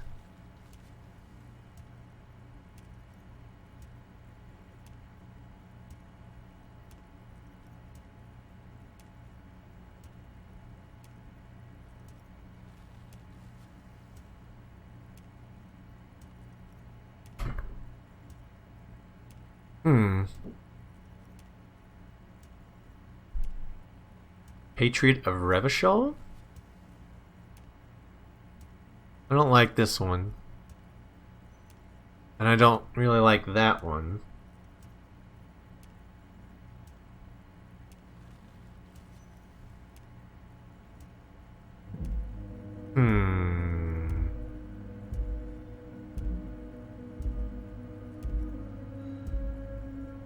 Let's do this. Patriot of Revachol.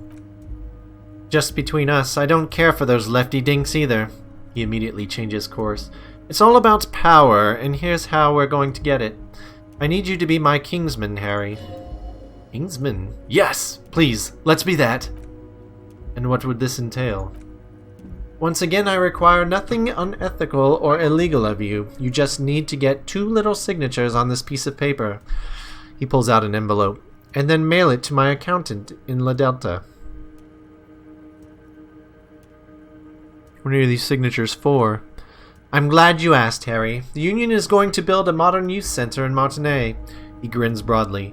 It will be righteous. We're gonna get those teenagers off drugs and on roller skates.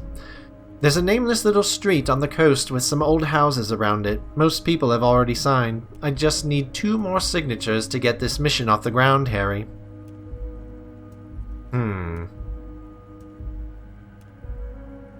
This sounds familiar to one of the cases that we had in the arson squad in L.A. Noire. What will happen to the current occupants? They're just going to have to deal with the construction noise for 6 months, and then they'll be living like kings, right next to a fancy new youth center designed by the best architects from Stella Maris. Is he absolutely sure the tenants won't be thrown out in the street? Are you 100% sure no one's going to end up homeless? Am I? The big man shakes his head in disbelief. Harry, these people. Martinez is the most important thing in my life. I would never let anything bad happen to them. We're going to build a youth center there. The value of their properties goes up and kids have a place to stay in. I'm looking out for these people, not pulling the rug from under them, Harry. I'm looking out for all of Martinez, not just the harbor. Where's this place, exactly? On the coast, Harry. Across the canal. There's a cul-de-sac there. A little village, they're calling it. A gloomy place. You'll find it. I trust your detective skills, Harry. Water drips from the eaves. A woman looks at her freshly tarred skiff.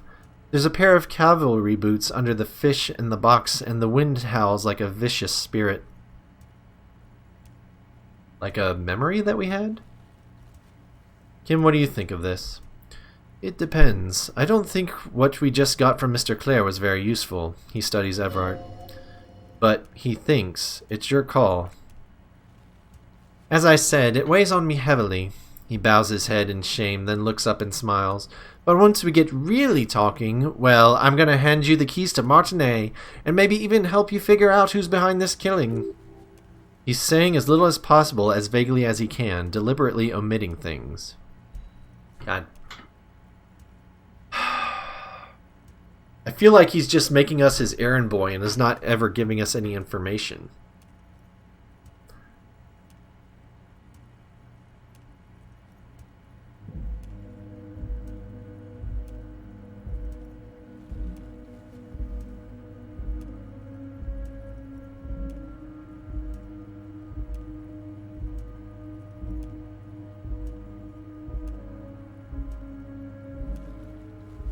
And I'm pretty sure he's not building a freaking youth center.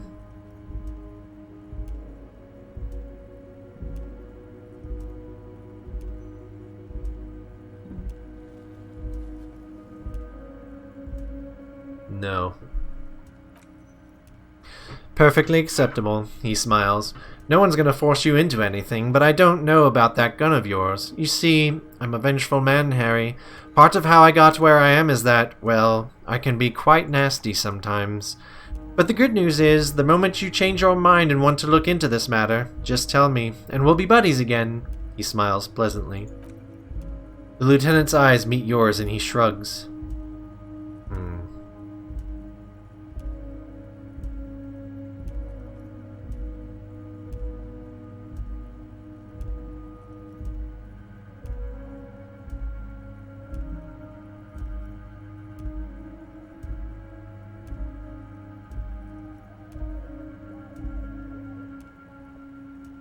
I'm not sure I want to tell him anything now.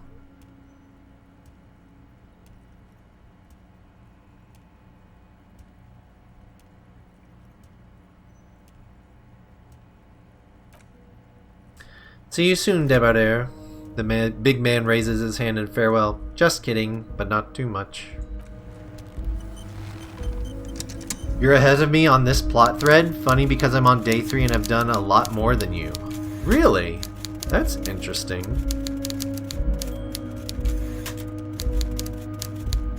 I don't... I'm really worried about telling him stuff. I mean, he probably does have our gun already. Well, no. Maybe it's that drug dealer that has our gun, because the guy said a woman bought it, and then 2 guys from the docks came to look and try and find it, but he had already sold it. So he may not have our gun, so I'm not worried about him yet. I feel like I should keep him in the dark for now.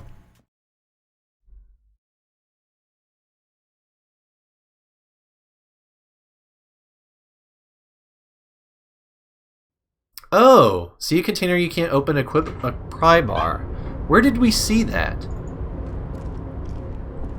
There was one laying on the ground somewhere. Was it up here? There it is. Do I have a pry bar equipped? Maybe that's... Now can I open it? Ultra Series gloves? What are my current ones? I know I have some on. Electrochemistry versus half-light. Okay. So I wonder, if you fail a white check on half-light, and then you put this on, does that reopen the check? Or do you have to actually level it up? That'll be an interesting experiment if we can find a situation for it.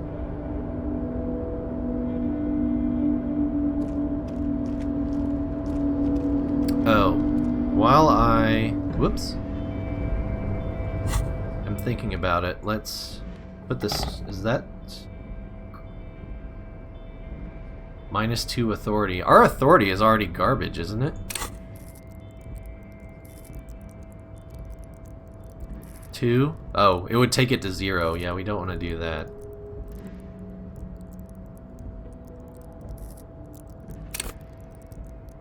I was wondering if you could level up any of these, but I didn't think so. Okay.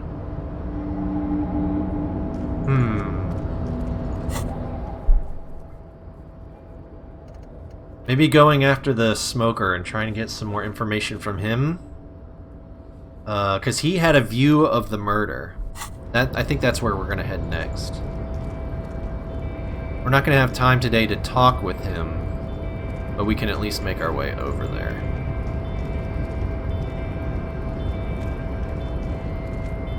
There are thoughts that reset white checks, but I don't think gear does. Okay.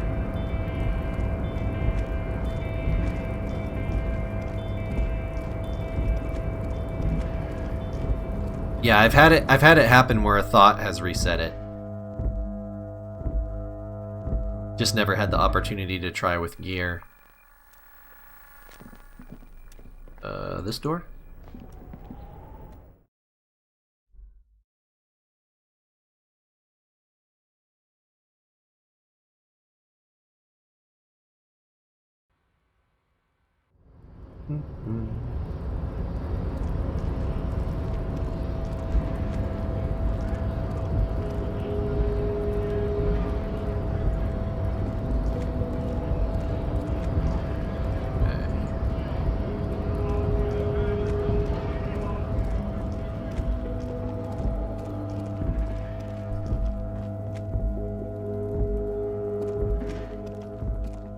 Go this way.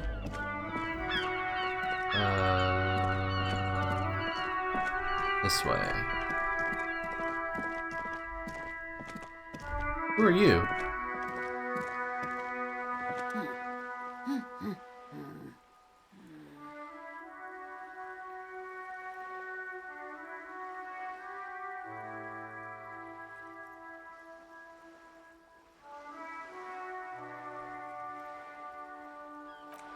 Leave her be for now. Let's save real quick. A good one? Yes, hello. She nods, her attention fully focused on reading. Who are you? Me? She looks up briefly. No one, I'm just a working class woman. She doesn't really want to be disturbed that much. If she's such a working class woman, why isn't she working? Shouldn't a working class woman be working?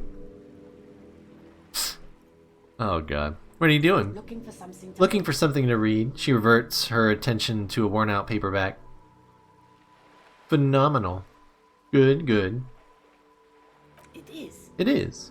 I'm a policeman. I know you are. Oh, she's talking. I can't hear her. Everyone can see that. The rectangles. He points to his sleeve. Good then. She reverts her attention to the soggy books on the bookstand. Do you need the help of a policeman? What with? She tries hard to focus on the bookstand. Maybe your husband is missing. My husband? No, he's not. Oh, okay, thanks. You're welcome. Maybe your children are missing? Maybe your cockatoo is missing? What is this conversation? That's all for the moment. It's just like a time waster.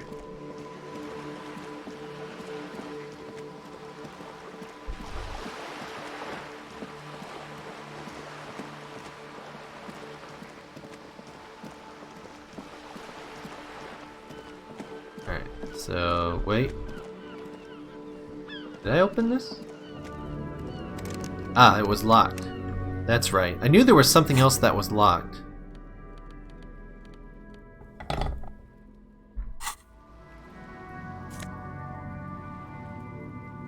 Signal blue naval coat. Interesting. Okay. Let's open the door here. Wait, hold on. Let me save, because if it takes us immediately into a conversation, I don't want that, because I have to sign off. But if I can just walk in, that's great, and I'll save it there.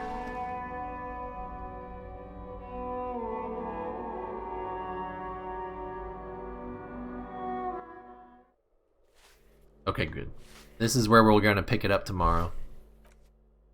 Let's just reuse that one.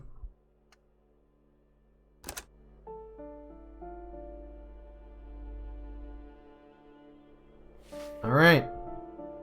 No kitty. Never saw Daisy today. After we had to have the door closed, unfortunately. But don't worry, Eulafar. I will get her your treat. Thanks so much, everyone, for hanging out this morning. Hope you enjoyed the stream. Another excellent day of investigating. We made a bunch of progress, and I'm really interested to see where this is going to go tomorrow, because it doesn't seem like we have really any big main threads to tug on right now. They all seem like side threads that might potentially weave back into the big story here. So hopefully that guy that had a view of the murder scene will be able to give us some good information. We'll find out tomorrow. But thanks so much for hanging out. If any of you are brand new here, I'd appreciate a follow. Also, here are the links to all of the things if you would like to join any of those. We'll be hanging out in Discord shortly. So I hope you have a great rest of your Thursday. Hope everyone is staying safe out there. Stay home as much as possible. And I know it's a lot to think about right now, but it's the safest thing to do. Hopefully I will see you back tomorrow morning for some more Disco Elysium at 6:30 a.m. Eastern Time. Have a great rest of your day, everyone. Bye.